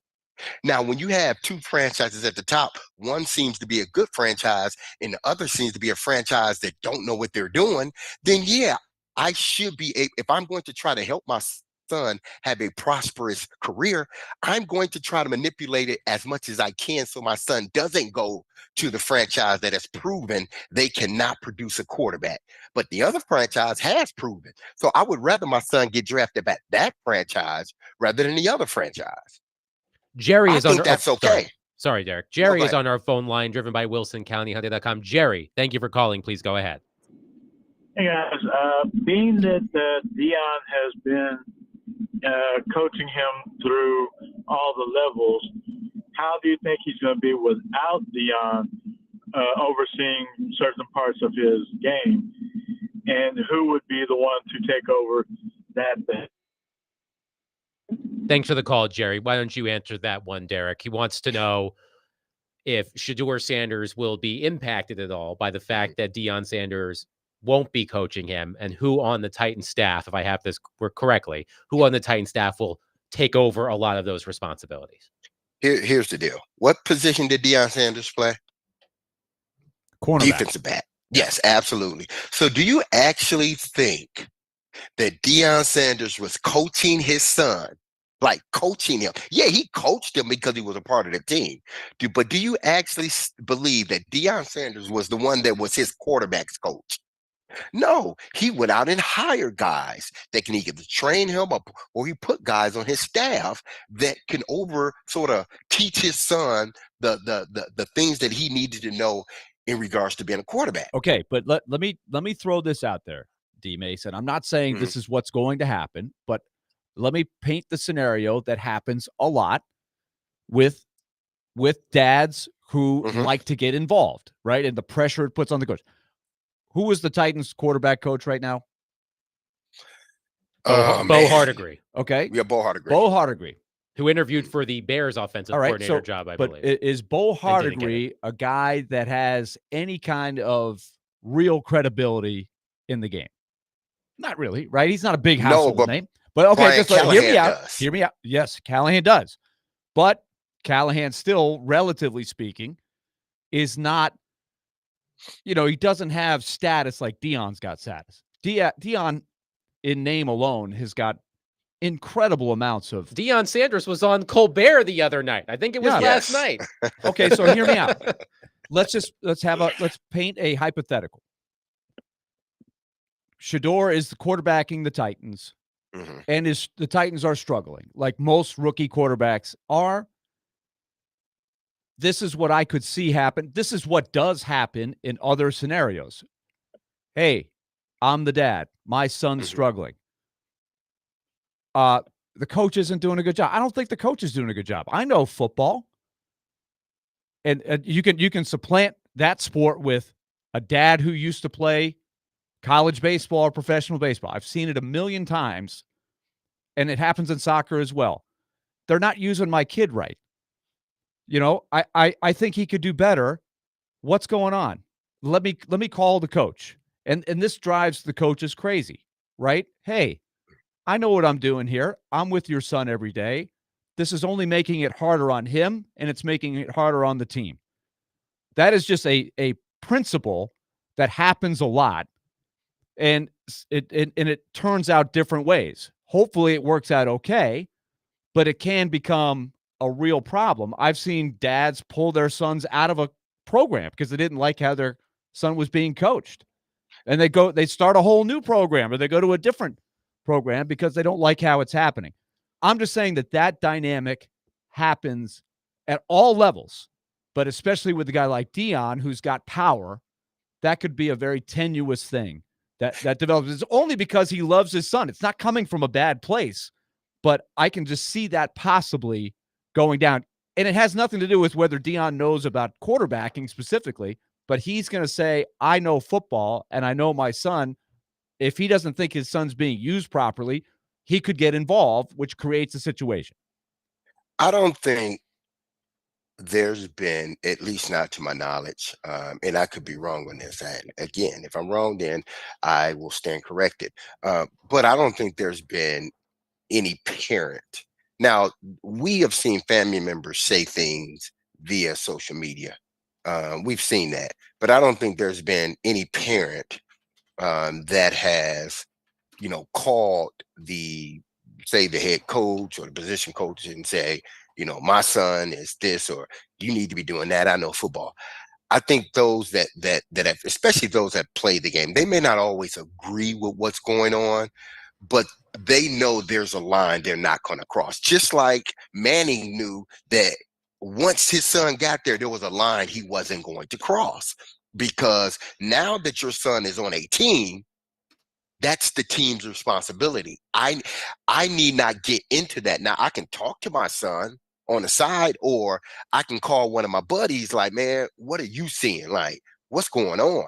But I don't think there's been a parent that at least that has played in a game, that played the game at that level, has called a head coach or something and say, listen, my son needs to be doing this. I believe y'all are not using him this way. Now, if you're talking social media, I have seen parents do that, and parents that hadn't even played the game, they have said that. But I don't think Deion would go. If he does go that far, then that's detrimental to your kid. But I don't think he wants to draw any more attention to his kid, especially early on, that he needs to. If the question's asked of him, I'm sure if his son's not playing well or the team's not doing well, I'm sure he will give his statement. But to sort of initiate the conversation, I'm not sure. I would hope he wouldn't. Let's just say that. I'm painting a worst case scenario. I don't know if this will play out. Hopefully Deion gets it and understands what is the best way to succeed. I have seen this, though. Let me tell you, at the college level, high college level, I have seen coaches make a policy with parents, all parents, whether it's Deion or anybody else, somebody who hasn't played a single, down or game of that sport. Tell the parents during the season, I'm not taking your phone call. Or I am not talking about playing time with you during the season. I'm not talking about usage. In the off season, we'll talk about it. In the preseason, we'll talk about it. But they make a policy because there are parents that will get wanting to have conversations with coaches about these things, playing time, and it just drives the coach crazy. So you make a policy. We're not having it right now. it gets that bad sometimes with parents. It's a natural urge when your son or daughter isn't. You watch them struggle, and you're watching it only through that prism and not through the team's prism. It can create a lot of conflict. 615-737-1025. We'll continue this conversation next. If you want to get in on it, 615-737-1025. We'll take your calls and your texts. Coming up next, Willie Donick, Derek Mason, Adam Bingen, 1025-1063. The Game.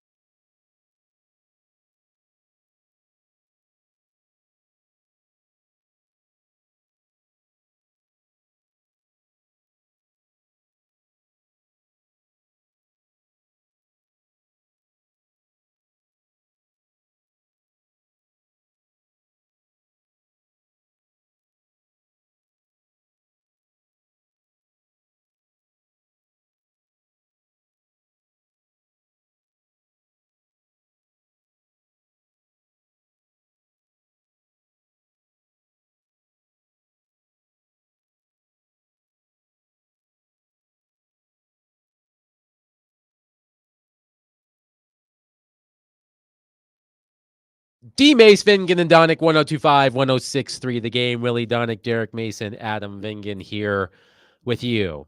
Matthew in Nashville texted in during the break and said, didn't Caleb Williams' dad last year say he didn't want his son being drafted by the Bears well before the draft actually happened? Carl Williams did an interview with GQ. And he said this, quote, the funky thing about the NFL draft process is he, being Caleb, almost be better off not being drafted than being drafted first. The system is completely backwards. The way the system is constructed, you go to the worst possible situation, the worst possible team, the worst organization in the league. Because of their desire for parity, gets the first pick. So it's the gift and the curse. I mean, I've talked to Archie Manning. His career was shot because he went to a horrible organization. I've talked to Lincoln Riley, and Kyler Murray struggled because of where he was drafted. Baker Mayfield struggled mightily because of where he was drafted. The organizations matter.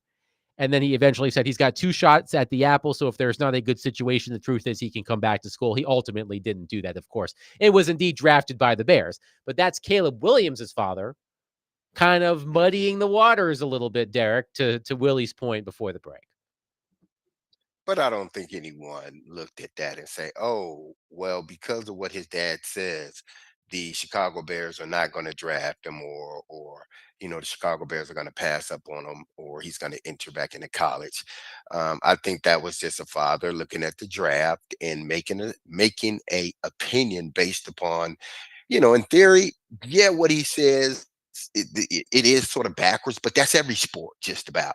If you're the worst team, you get the number one. You tend to get the number one pick or top picks. If you're the better team, you don't. Why? Because every league, especially the NFL, wants parity. So, yes, I can understand him saying, "Hey, listen, sometimes it's not even good." In certain situations to be the number one pick because of the team you're going to. Not necessarily that it's a bad team, but it's a bad franchise. Good franchises have bad years.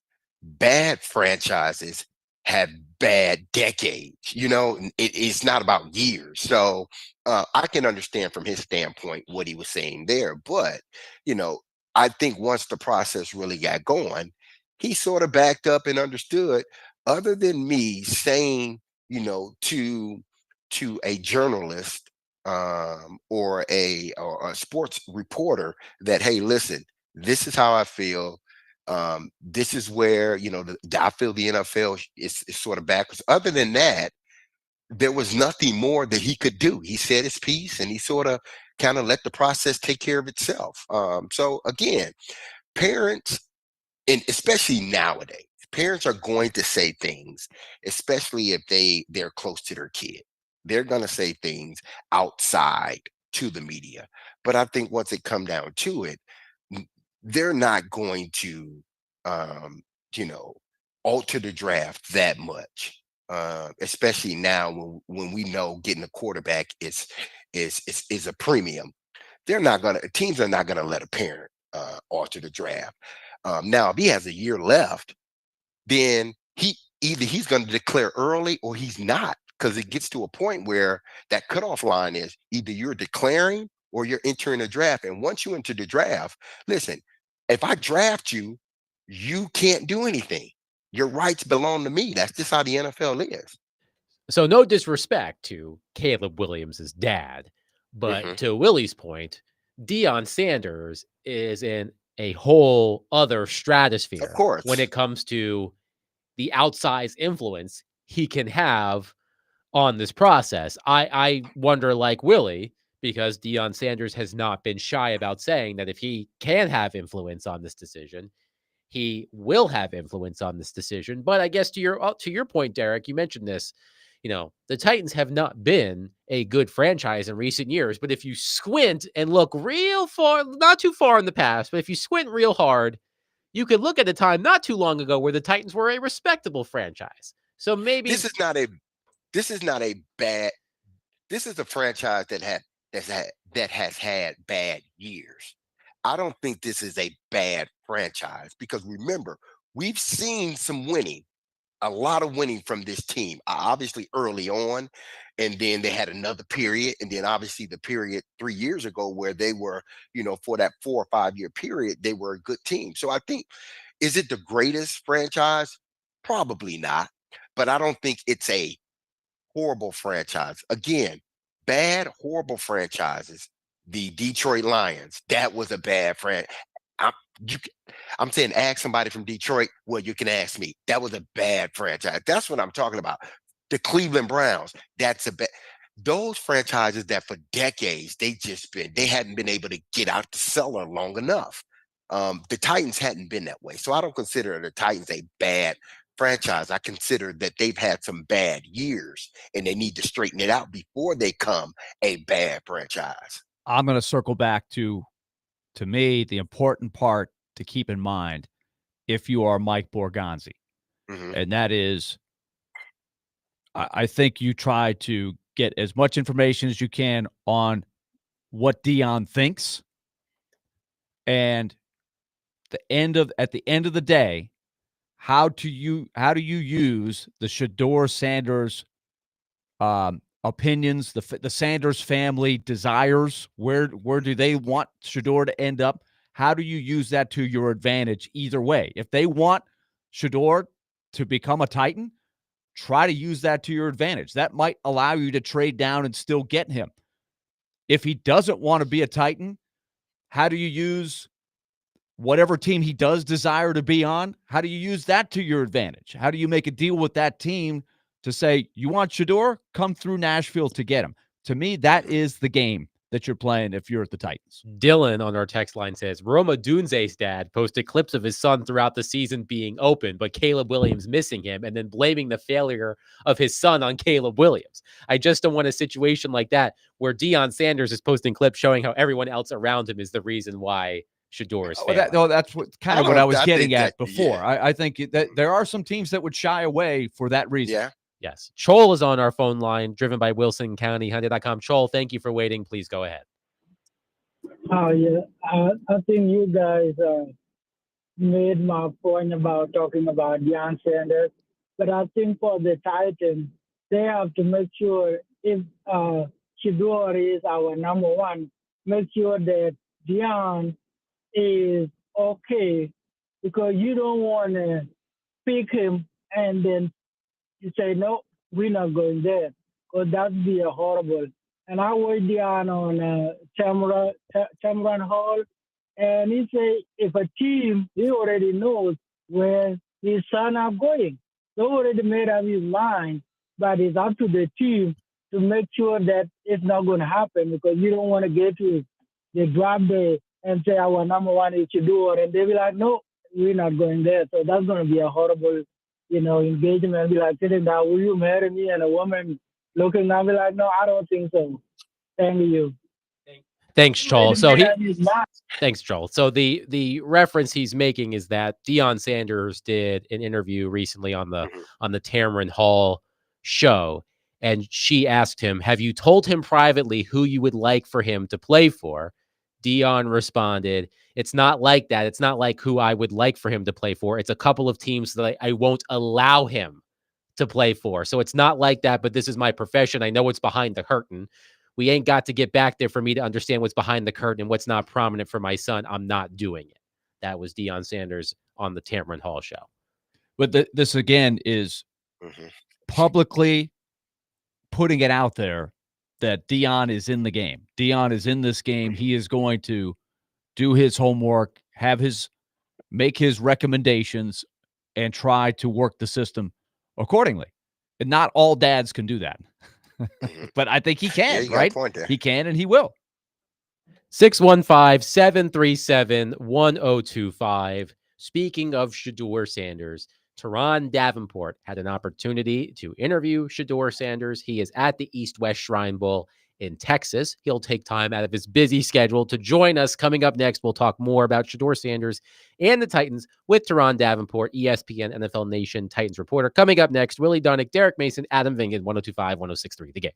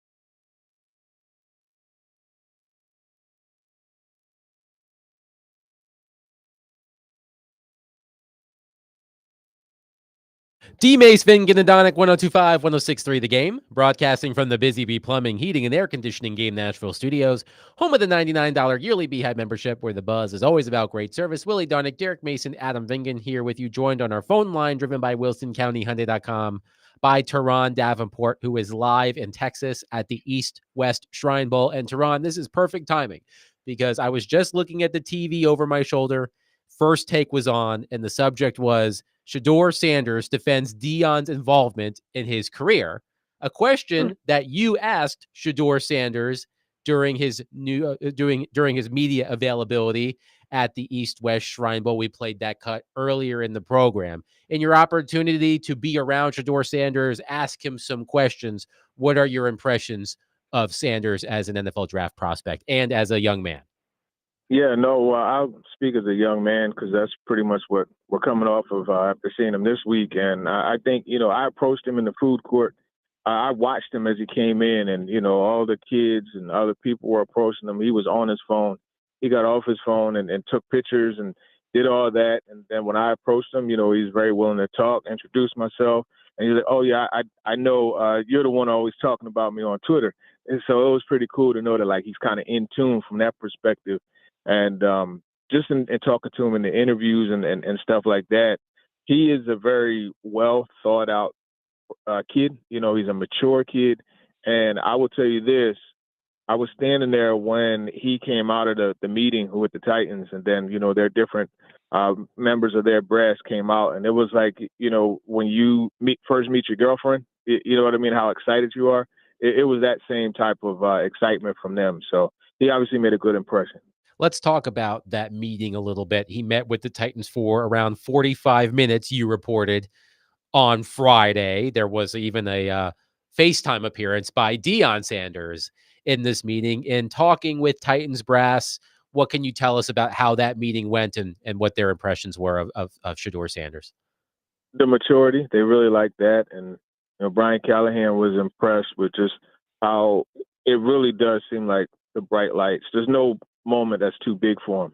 And Brian Callahan, just in talking to him, he said he likes the fact that, he's not someone that will be swayed or dictated by money. He's already got money. Now it's just a matter of chasing greatness. And that's something I thought was interesting. I didn't even think about that, but he's right. And even, Chad Brinker, he was really impressed with just the swagger, the charisma that he had. So, between those guys, AJ Highsmith was in the meeting.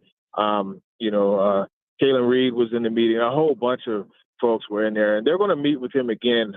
Not Brinker and Borgonzi, but other members of that staff. They're going to meet with him again later this week as well. So let's go back to Deion Sanders for a moment, because the question of his influence on this process is never going to go away. And I'm curious how much influence he actually does have. And if that is something that the Titans have to, I don't want to say worry about. Worry is not the right word. I'm wondering if that's something they might have to integrate into their planning here. The influence that Deion Sanders could have on this whole process. Is this overblown, the amount that we're discussing Deion Sanders throughout this process? Yeah, I think it definitely is, just the way that it's viewed as such a negative thing. That's why I asked the question the way I did. How much of a positive is it actually that he's involved? And here's the thing, right? At the end of the day, you want the best thing for the Titans, but if you draft Shedeur and Shedeur is successful, the best thing for the Titans is going to be the best thing for Shedeur. So it's a win-win in that case. And I tell you, it's just interesting to me. I know late in the process, when Arch Manning was over top of the Eli Manning situation, it did get some pushback late in the process, like when it came really clear that he was trying to dictate the draft status. But I mean, it's just interesting how that's different. Or even because I posted something about Deion being at practice today, and Shiloh Sanders, Shedeur's brother, his older brother, Shedeur is gone. He's not there, but Shiloh was still practicing. So Deion was there to watch him practice. And I got people saying this is exactly why you don't draft him. And it's just interesting to me because, at the Senior Bowl, Tyson Bagent a couple of years ago, his dad is on the sideline, literally arm wrestling one of the NFL Network reporters, and they're doing a segment on that. And it was okay in that case. But You have a Hall of Famer, one of the best to ever play football, or one of the best athletes to walk this planet, and it's not okay for him to be there for his son. Teron Davenport is with us. Teron, we just read a quote that that Deion had mentioned on a recent podcast where he said that there are a couple of. He said it's not that I'm going to try to manipulate it so he's going to a certain team. He said more. There were a couple of franchises he did not want them to go to. He wouldn't obviously mention any. Is it fairly safe to say that the Titans are not on the he's not going there list at this point? Yeah, it's safe to say that. It's very safe to say that. Cleveland is one of the teams. If you ask me, first choice, I think they would want Shedeur to go to the Giants. But as far as teams that they don't want him to go to, Cleveland is clearly one. And I tell you, if I had a son, I wouldn't want him going there either, especially if he's a quarterback. Not anything against the city, but just the way the franchise has been run. Yeah, the city's cool. It's just the team itself. I wouldn't want to be a part of that. So, Teron, this is where my mind goes is if you can get as much knowledge as you can about how they feel about that sort of thing, just knowing that they have some influence, is how do you work it to get maximum assets? Because to me, it can't just be about the quarterback. The Titans have an entire roster that they've got to build, right? The quarterback is the biggest piece of that, but there's so many other things that you have a chance to address when you have the first pick. So how do you play that game in your mind? What would your approach be if you're Mike Borgonzi to try to play the chess game of if Sanders ends up being the consensus number one pick, and you know you're going to have some people calling you about interest in that pick, and then you also have the piece of, well, Shedeur wouldn't mind coming to the Titans, but maybe he'd rather go to the Giants. There's a game that you can work there to try to win. Yeah, I mean, you could definitely work the game, but here's the thing. I don't think if you go to 3, you're going to get one of the 2 quarterbacks. So now it's okay, what are you going to do at quarterback? And that's why whatever happens on the veteran part of free agency quarterback-wise is going to have a lot to do with what the Titans do in the draft and with that first pick. But the other thing is, as Brian Callahan has purposely mentioned multiple times, a good part about having the first pick is you also have a very, very early pick in every other round. Obviously, in this case, with the exception of the 3rd round, because that was the L'Jarius Sneed trade. So I think you do look at all that. To me, you know, picking Shedeur with the first overall pick, I think would be good. And you look at just, you know, some of the traits and stylistic similarities. They are there to Joe Burrow, and we know what Joe Burrow did in Brian Callahan's system. Teron, obviously, we know and understand the biggest need for the Tennessee Titans right now is not only to build their roster, but more importantly, to try to find their quarterback very soon here. But there are other positions that they are going to have to address. They're going to have to find a complementary wide receiver to Calvin Ridley. And the guys that are down at the Shrine, I heard Joe Horn Jr. is turning heads down there. Yeah. You have Will Shepherd there as well. And you got a couple other notable guys that are playing in this game. What are you seeing in practice in regards to these wide receivers? Yeah, there's definitely some wide receivers that have stood out. And then you look at some of the ones that had really good years. You know, if you watch Oregon, you know, against Ohio State, their receiver, Trayshawn Holden, was here. He landed awkwardly on his neck during a one-on-ones, and he couldn't practice. But he is someone, you know, averaging 16 yards a catch. He's someone that I think could come in and help.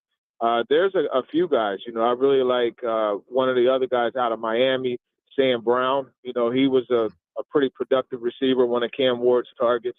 So there are bigger guys that would be good options. And then you look at, if you want, you know, one of the smaller, shifty slot types, you know, Jimmy Horn Jr. is definitely a guy, as you mentioned. But I tell you one that really stood out to me, and it was good to see him run these routes up close. And just in watching the, you know, Colorado games, man, LeJontay Wester, he is someone that, you know, you watch his routes, the tempo and quick cuts. It reminds me a lot of Antonio Brown. And again, I'm staying stylistically, not, hey, he's going to be Antonio Brown. When you watch him, I see a lot of that. That's what I mean. He told me that he watched Ace Sanders growing up. So I just respect the fact that he was able to mention somebody as opposed to, like, everybody says Jamar Chase or Devontae Adams, Stephon Diggs. He had an Ace Sanders mention. But he's a guy that I think would help. You also have to see him on fourth down on the punt return game. And now let's get back to the, obviously the Titans front office. They hire Reggie McKenzie and some other guys, but most notably Reggie McKenzie. Why do you think that they chose to not hire him as the GM, but chose to still bring him on as an what was his title? I think it's advisor. Senior advisor. Yeah, senior advisor. So why do you think they brought him on as senior advisor, but not as GM? I'm not exactly sure, but I will say this. I think throughout the process, Mike Borgonzi did something really, really good in the meetings to shift things because, initially it was John Eric Sullivan. It seemed like that was going to be the guy that was going to get hired. He was going to be the GM, and then they were going to have Reggie McKenzie come in as just kind of somebody to help out with the whole process. I don't know why they hired him in that role as opposed to the other one. If I had to guess, it would probably be so they could have Borgonzi in place and then still have Reggie McKenzie's input, but just on a high-ranking role, just short of the GM. That's how I look at it. Borgonzi, he did something. And, just in watching, I got to spend a little bit of time with him. I think he's going to be a good GM. Obviously, it's way too early, but, in talking to people around the league here, he has a very good reputation. Teron, I know a lot of focus is on the players that the Titans could take with the number 1 pick. They do have other picks to make. So which players are you seeing down there that have impressed you that could be available to the Titans in later rounds? Yeah, well, I'll tell you this. There's a corner out of Kansas. I watched him during the year, Kobe Bryant. He has been probably the best player here. But if you talk about, like, relevant positions, you look at the inside linebacker position from UNLV, he's their all-time tackler, Jackson Woodard. He was a former walk-on, and he ended up being the all-time leading tackler. He would definitely help out, there with some of the things that they need on the inside linebacker side of things. There's an offensive lineman out of Rutgers, too. He was a walk-on, and this guy is he's huge. He's like 6'8". His name is slipping my mind, but I watched him during, some of the pass rush drills, and he stood out as well. It's just like at this point, you remember them by their schools as opposed to the Rutgers tackle. Holland Pierce is his name. I looked it up. Holland Pierce. He stood out. I didn't really see much as far as edge guys that were really good options to me. R.J. Mickens, excuse me. R.J. Mickens out of Clemson, he was another safety that kind of stood out to me as well. Teron Davenport, ESPN NFL Nation Titans reporter, live from Texas at the East-West Shrine Bowl. Teron, great stuff, my friend. Enjoy the rest of your time down there. All right, thanks. Appreciate it. Teron Davenport joining us on the program. So you heard it from Teron. The Tennessee Titans are not among the franchises that Deion Sanders would sway Shedeur Sanders away from. So that's good. You got that going for you. At least you're not the Browns. Well, and let's just say what that means. If they were on the list that the Browns apparently are on, the league would figure that out, and that would really hurt the Titans from a leverage perspective. To me, it's about maximizing the leverage you have with the first round pick, with the first overall pick is what I'm trying to say. So I know how important the quarterback position is, but you've got to do your own objective evaluation on all of the quarterbacks and then make your decision. Is this what we want to do? To me, just taking a player with the first overall pick is very risky. I would love to be able to slide down, even for just 1 or 2 notches, to get more picks. They desperately need more picks. I'm not saying you got to do what John Robinson did. he moved a couple of times. He moved from 1 to wherever, 12, then back to 8. I don't remember exactly, but they did a lot of stuff to get a bunch of picks. You don't have to do that, but I think if you just take the guy with the first pick, you're not really you're putting all your eggs in one basket, and you're not taking a look at the roster and saying, boy, we need more picks. I think they've got to maximize the leverage that they have with the first overall. Use everything you have to your advantage.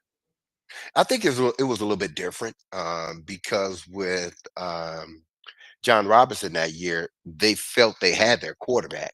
They were trying to build up that roster. So they were able to trade the first round, that first initial pick in the draft and accumulate more picks. I think in this situation it's a little bit different because they need a quarterback, but also they need the picks too.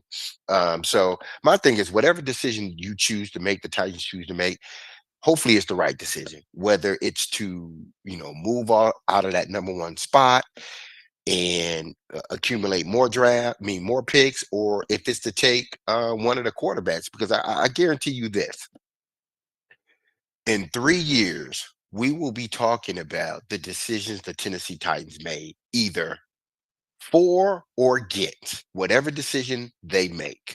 Because if they don't draft a quarterback and these 2 quarterbacks turn out to be good quarterbacks, then everybody's going to be looking and saying they should have drafted a quarterback.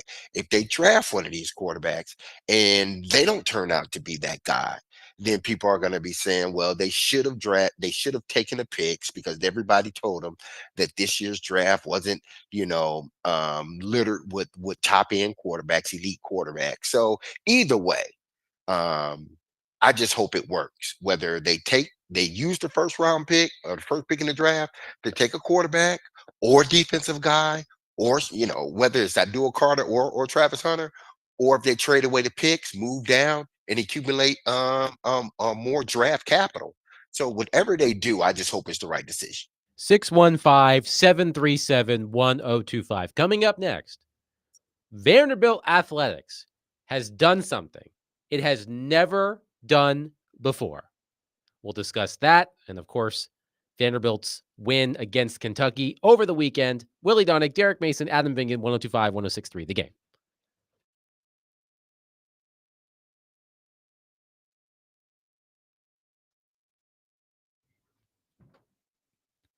Okay, time to tell you about Loan Pronto, and I'm going to continue to drive this message home. If you are a homeowner, you can get thousands of dollars from Loan Pronto, and you can get it quick. And if you're in need of cash to pay off credit card bills, start a home remodel, or any of the other options that I've been talking about now for years, Loan Pronto has several easy options to let you access that cash from your home. There's no paperwork, no cumbersome process, no junk fees, often no appraisal. So the average homeowner has a lot of money in equity, especially in our listening area. So you have that to use to your advantage. Get approved in as little as 1 day with no hard credit pull up front. Loan Pronto is the leader in quickly converting home equity into cold hard cash so you can have that money available and get on better financial footing in 2025. Get approved in as little as 1 day with no hard credit pull up front. LoanPronto.com is the website that you go to, and the phone number is easy, 615-499-5780. 615-499-5780 or loanpronto.com. Equal housing lender, NMLS 1661781, subject to lender approval, NMLSconsumeraccess.org.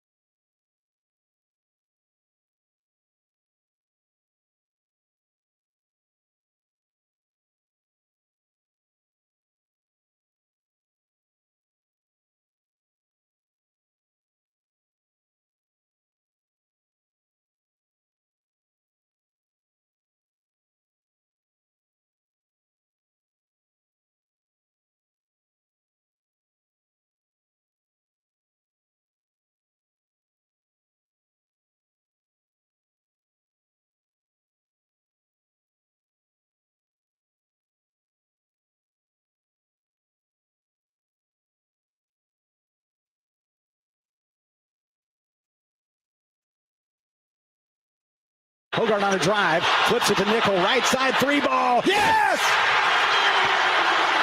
Nickel, a big three-pointer. Vanderbilt 71, Kentucky 69, 100 seconds from the finish line. Here you go, Willie. The Commodores, they do it again. Memorial Magic for the second consecutive week after knocking off Tennessee last weekend. They knock off Kentucky this weekend, 74-69.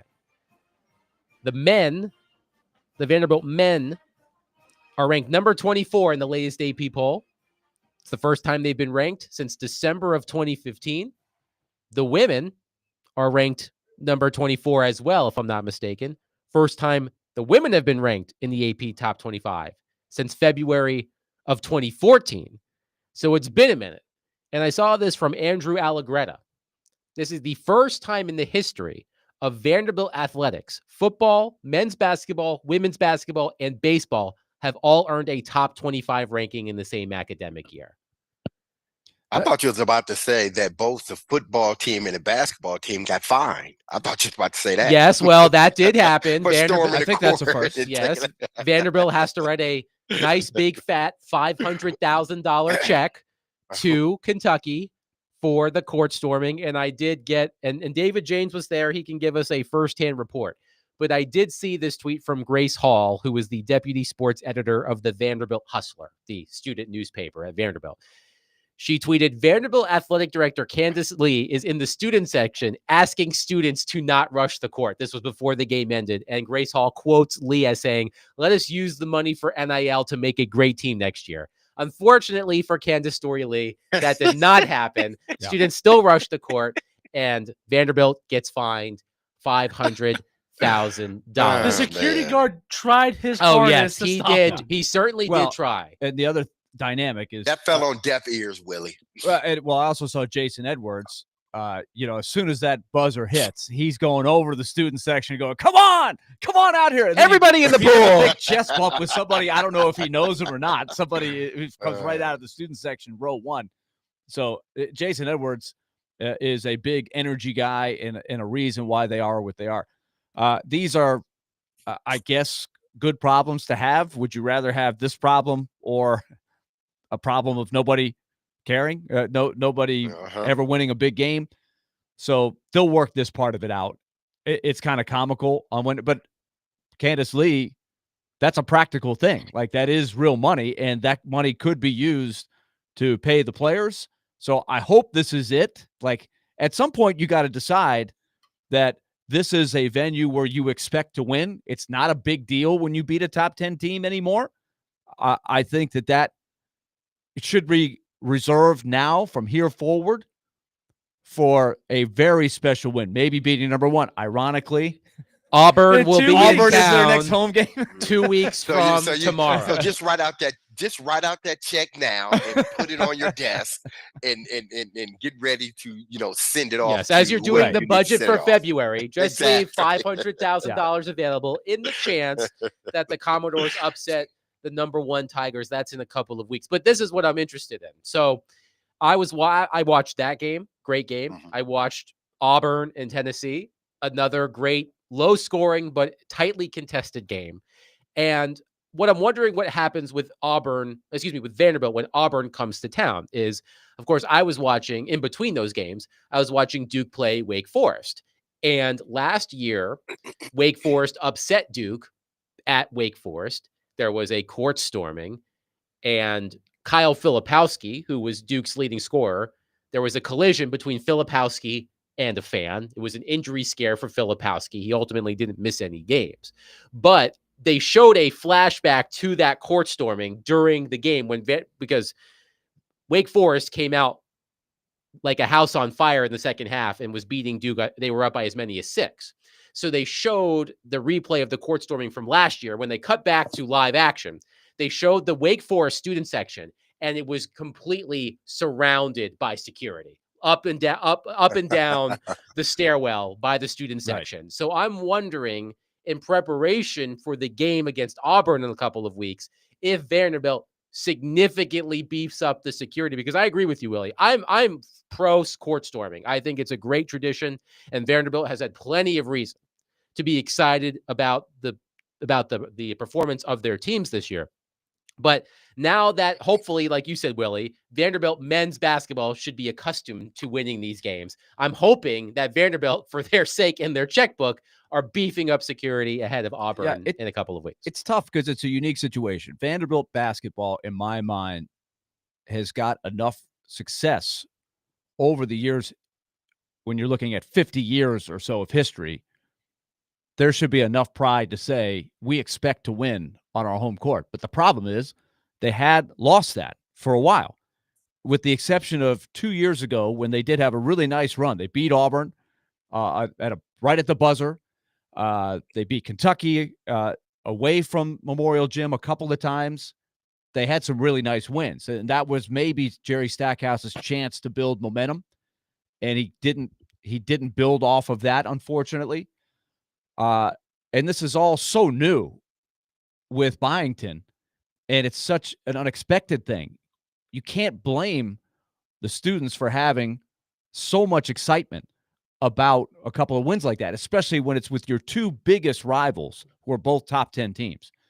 So I don't know. It's a tough dilemma for the school, because you don't want to throw a blanket over the enthusiasm that's building here. You've got to generate more fans support, because that's another issue. They continue to need bolstering of the fan base, right, for future season tickets and things like that.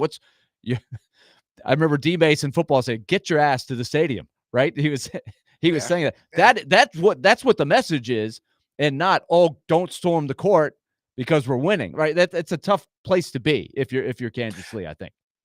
You know what? I'm with if the student section wants to storm the court, I'm with that. Because my thing is this: I'm sure each and every year there has to be some funds set aside for potential things that can happen. And I'm sure that because of the rules nowadays, that you earmark certain games where there can be a potential court storming. So what games would you earmark? You would earmark Kentucky, UT definitely, Auburn possibly as well. Definitely Auburn. They're the number one team in the country. So, but I'm just saying, like, year in and year out. Yeah, There's always year in and year out. You should put money aside for UT and Kentucky, because for the last 10 years or at least 7 years, these have been perennial, top 15, top 10 teams. So, if you beat them at home, there's the potential of storming the court. So you should put that money aside already. Now, if you don't use it, then fine, you don't use it. You just, throw it in with everything else. But I don't feel sad for Vanderbilt because their fan base is storming the court. I understand where Candace Lee wants them to stay back. I get it. I understand it all. One more so me, because of someone may get injured. Right. That's why it's become such a big deal. Exactly. Absolutely. But as far as the finances, I'm sure they got a bunch of smart people over there. Bunch of them. I'm sure they have put money aside just in case things like this happen.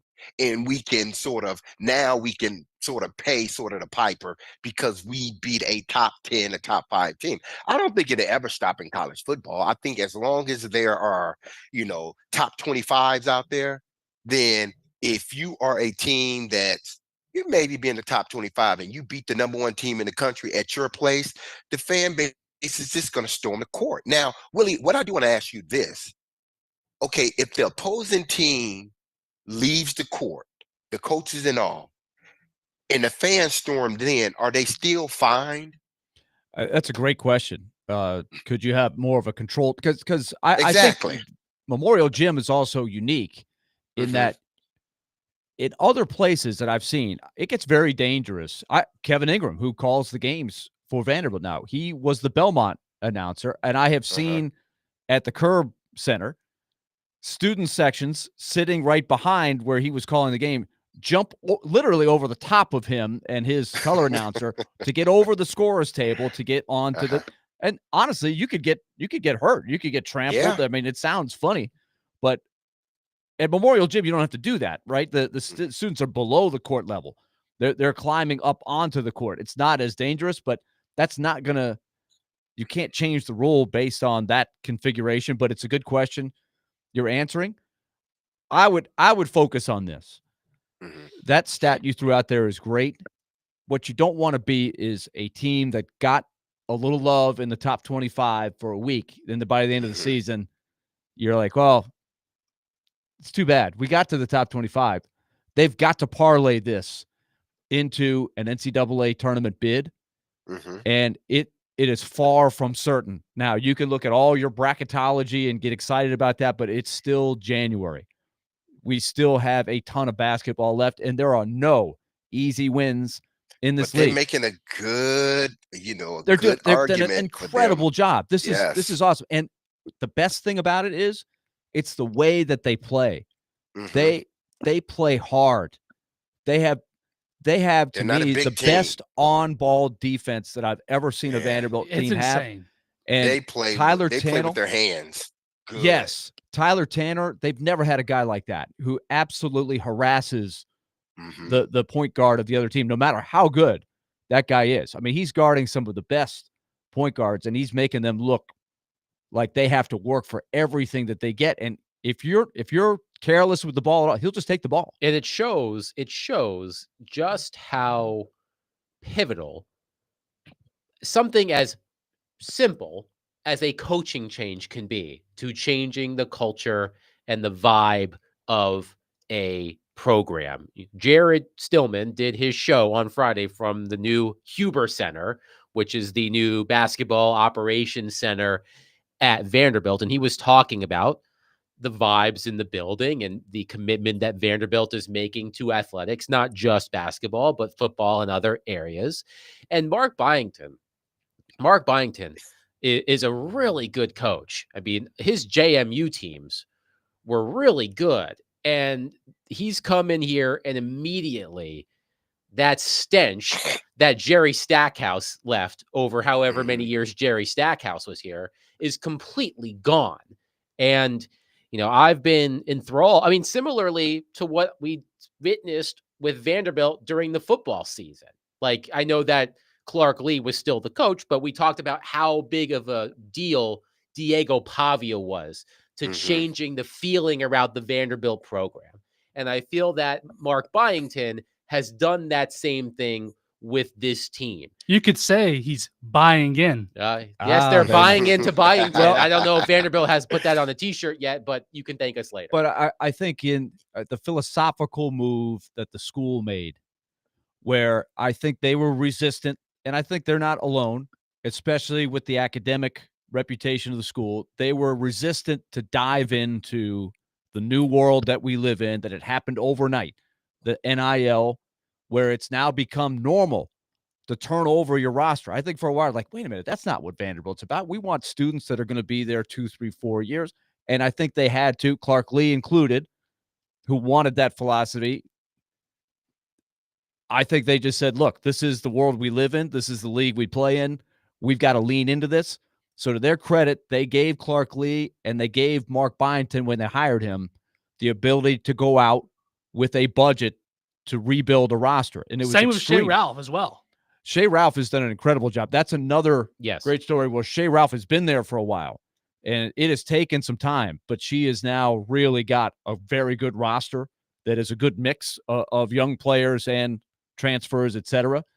But Byington, his vision of being able to go to, 10 different schools, 11 different schools to get players and having the ability to say, how do the pieces fit?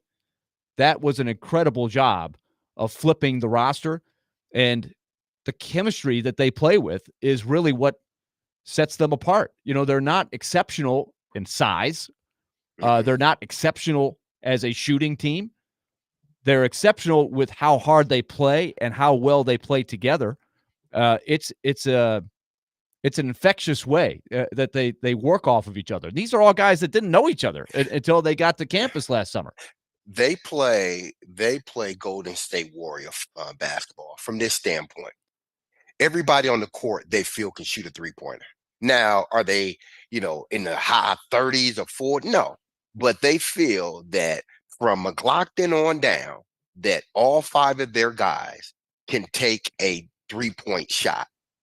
That's why I say they play, because they're not a big team. This is not a big physical team. Kentucky was much bigger than them, but because of what you talked about, Willie, because of the grittiness, because of the good on-ball defense, using your, playing with your hands, not in a way that you're going to foul, but knocking balls out of passing lanes, being able to do that. But also, you got these big fellas taking shots outside.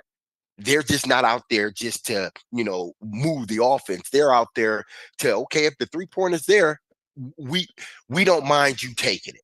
And I think that works to their advantage, that every guy could potentially be a scorer on that team in regards to shooting threes. The 20-4 run they had at the end of the first half against Kentucky, I was so impressed with the possession after possession defense, and it fueled everything.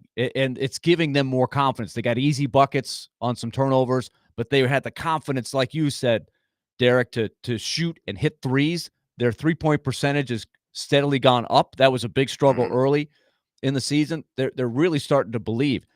And then what might have been even more impressive was that Kentucky got off the mat, comes out of the locker room in the second half, and they played down 14 great at halftime. They right? went from down 14 to up 7, and they looked like they had a firm grip on the game.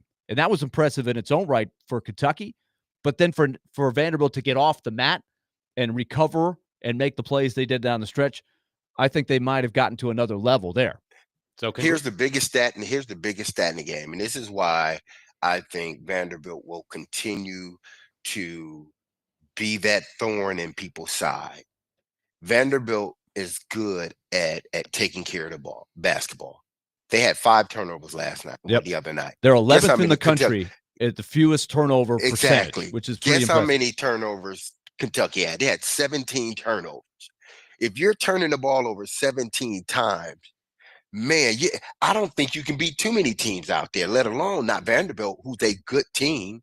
So as long as they continue to force teams to turn the ball over and them not turn it over, they're going to continue to win games like this versus number 9 Kentucky, or beat, I think, UT at the time. What were they, a top 5 team? 6 at the time. 6. They beat Kentucky. And that's why they got a shot at beating Auburn. Because why? They get people to turn the ball over while them not turning the ball over themselves. 615-737-1025. We'll take your thoughts on anything. Vanderbilt, Titans, Super Bowl, whatever you want to discuss. It's on the table. 615-737-1025. I think we can all agree, however, despite your allegiances, I hope Connor Newt isn't listening.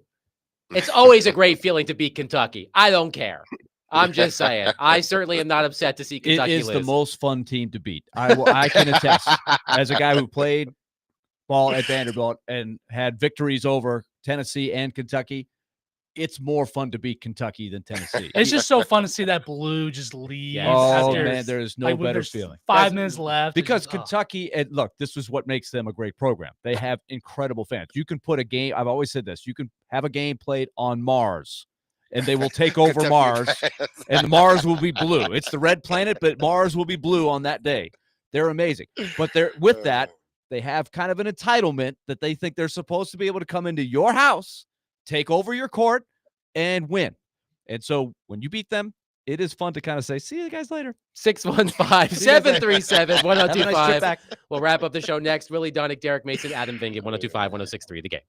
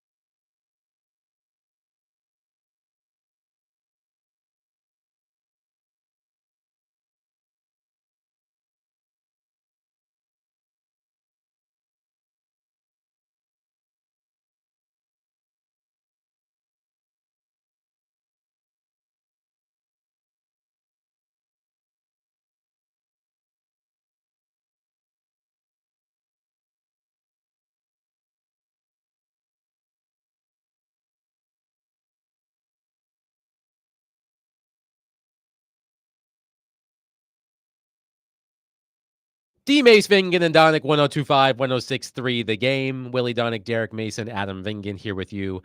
Stillman and Company coming up next right here on 102.5, 106.3 The Game. Joey from Bellevue on our text line says, I hope that Vanderbilt beats Auburn because I want to see Willie storm the court and go live on X or something. Must-see content. It's hard for me to get to these games. The Predators play a lot of hockey games, so I've been watching from afar a lot, but I will say it might be tough to resist the temptation because Auburn could be number one by that point. I mean, they're playing. It was a really good nasty team. game. In theory, on Saturday. Broom will be healthier by then. That was a great game. It was a low-scoring game. It was a down and dirty, grimy type of game between Auburn and Tennessee over the weekend. Auburn survives at home against Tennessee and maintains its number one ranking. I'm not sure I think Vanderbilt plays 3 games between then and now. Their next game, the men, they're at Oklahoma on Saturday, which is, look, Oklahoma is one of the few teams not ranked in the SEC, but I believe they were ranked at one point this season. Those are the types of games that Vanderbilt is going to need to win to bolster their tournament resume. They have Oklahoma, Florida, and Texas right before Auburn. Right, Texas just had an incredible comeback. I think Texas won. They were down 22 to Texas A&M, which was a top 15 team. So and Florida is a great team, top 5. So a tough schedule between now and Auburn. I think in the grand scheme of things, you've played 7 conference games out of 18. There are no easy wins left. And so there is never an easy game. South Carolina might be the best team I've ever seen who's 0-7 in the league. They can't come any closer to beating some of these teams than they have and losing. They had Florida beat. They had Auburn on the ropes. Who was it this last Saturday that they just played? I'll find it here in a second. They were right there against Mississippi State. They lost in overtime. So they're 10-10 on the league and 0-7. They're not a bad team. I'm telling you, they are not bad at all. The Vandy game was by a late 3-pointer by Vandy when they played. That went right down to the last second there. So all 16 teams are bringing something to the table. So that being said, I think Vanderbilt, they need 4 or 5 more wins in there. And of those 4 or 5, I think if you get another big fish in there somewhere, whether it's Auburn or Ole Miss or somebody, you got some cracks at it at home. But it won't be easy. And this is life in the SEC for sure. That's what makes, I think, Vanderbilt's success here with all the programs that more impressive, because this has become that super league where everything is, and there was a lot of speculation when they went to 16 that Vanderbilt could not make it happen in a lot of these sports with Texas and Oklahoma coming in and all of the money coming in, that they would not survive. But this is a great indicator that they're in the game. They're in it to be in the SEC and make their mark in the SEC, despite all of the way that college athletics has gone with NIL and transfers and things like that, that on the surface would say, well, can Vanderbilt make it work in this model? If I'm not mistaken, Vanderbilt was picked last in the SEC poll. The basketball team was picked last in the SEC preseason poll. They were. Well, the minute they decided to get into the portal game, and the minute they decided to really invest in the NIL game, that made them a competitor. Any team that chooses to, I'm talking about Power 4 teams, any team that chooses not to dabble in NIL or want to be resistant to NIL or the transfer portal, you're not going to win. That's just, unless you're Kentucky, UT, teams that are, no matter what, they have the money and they're going to get the talent. They've always gotten the talent. But if you're one of these teams that still sort of, I don't want to really get into you're not going to win. And I'm sure somebody made Vandy realize that listen, I understand the other stuff. We get that. But that doesn't mean that we can't be excellent in both arenas. We can be excellent in academics, but we also can be excellent in athletics. But in order to sort of get to that point, we have to start dabbling in doing some of the things that are legal to do that is no longer considered cheating. So we need to play in the field that everybody else is playing. We're not too good to play in the field that everybody else is playing in. I think for a minute, some colleges felt that, oh, we're too good to play over there. We're not going to do the whole NIL thing. And then they quickly found out that, yeah, we got to play in the same playground they play in. And I think Vanderbilt has figured that out. And I think you still try to sell that you're coming to a great city in Nashville, and you can still have the traditional model if you are interested in that. We can offer things that maybe you don't have at some other universities with the value of the degree. You know, you can still sell that, but you also have to be inviting to people who just want to come in there and be on a good team, right? You have to have both. As someone who is a proud alum of Vanderbilt, Willie, I imagine just that change that Derek was describing there. I have to imagine there was at least some skepticism on your part that would ultimately happen, and to see it actually happening, I'm sure you're in football, especially. I've never doubted. I've always felt like you can achieve at a real high level in basketball. Not that it's easy, but they have the pedigree, they have the venue. There is still nothing like Memorial Gym when it's packed. It's right up there. I'm not saying it's better than everywhere else, but it is as good as just about anywhere in the country when it's rocking. And that has to be a goal that they have going forward, is how do you get a higher percentage of your fans in there more often? I think winning like this, it'll take care of a lot of it because the tradition is there. But they lost that Memorial Magic kind of flavor, but you see that that has a value, right? Playing at Memorial Gym, that was a big reason they won these last couple of games. They just believed that they could do it. Student sections back into it. And so that's a big thing you want to build off of. So shout out. Let's go. Shout out to the Vanderbilt men's some more. and women's basketball programs, both ranked in the top 25, first time in a long time. As Willie said, there's more work to do, but it's great to see Vanderbilt athletics, basketball programs, and football. We know the baseball program is quite accomplished. So it's great to see the basketball programs and the football program start to catch up. And we will be monitoring their progress very, very closely. That'll do it for us today. We will be back tomorrow at 11 o'clock. Stillman and Company coming up next, 102.5, 106.3, The Game.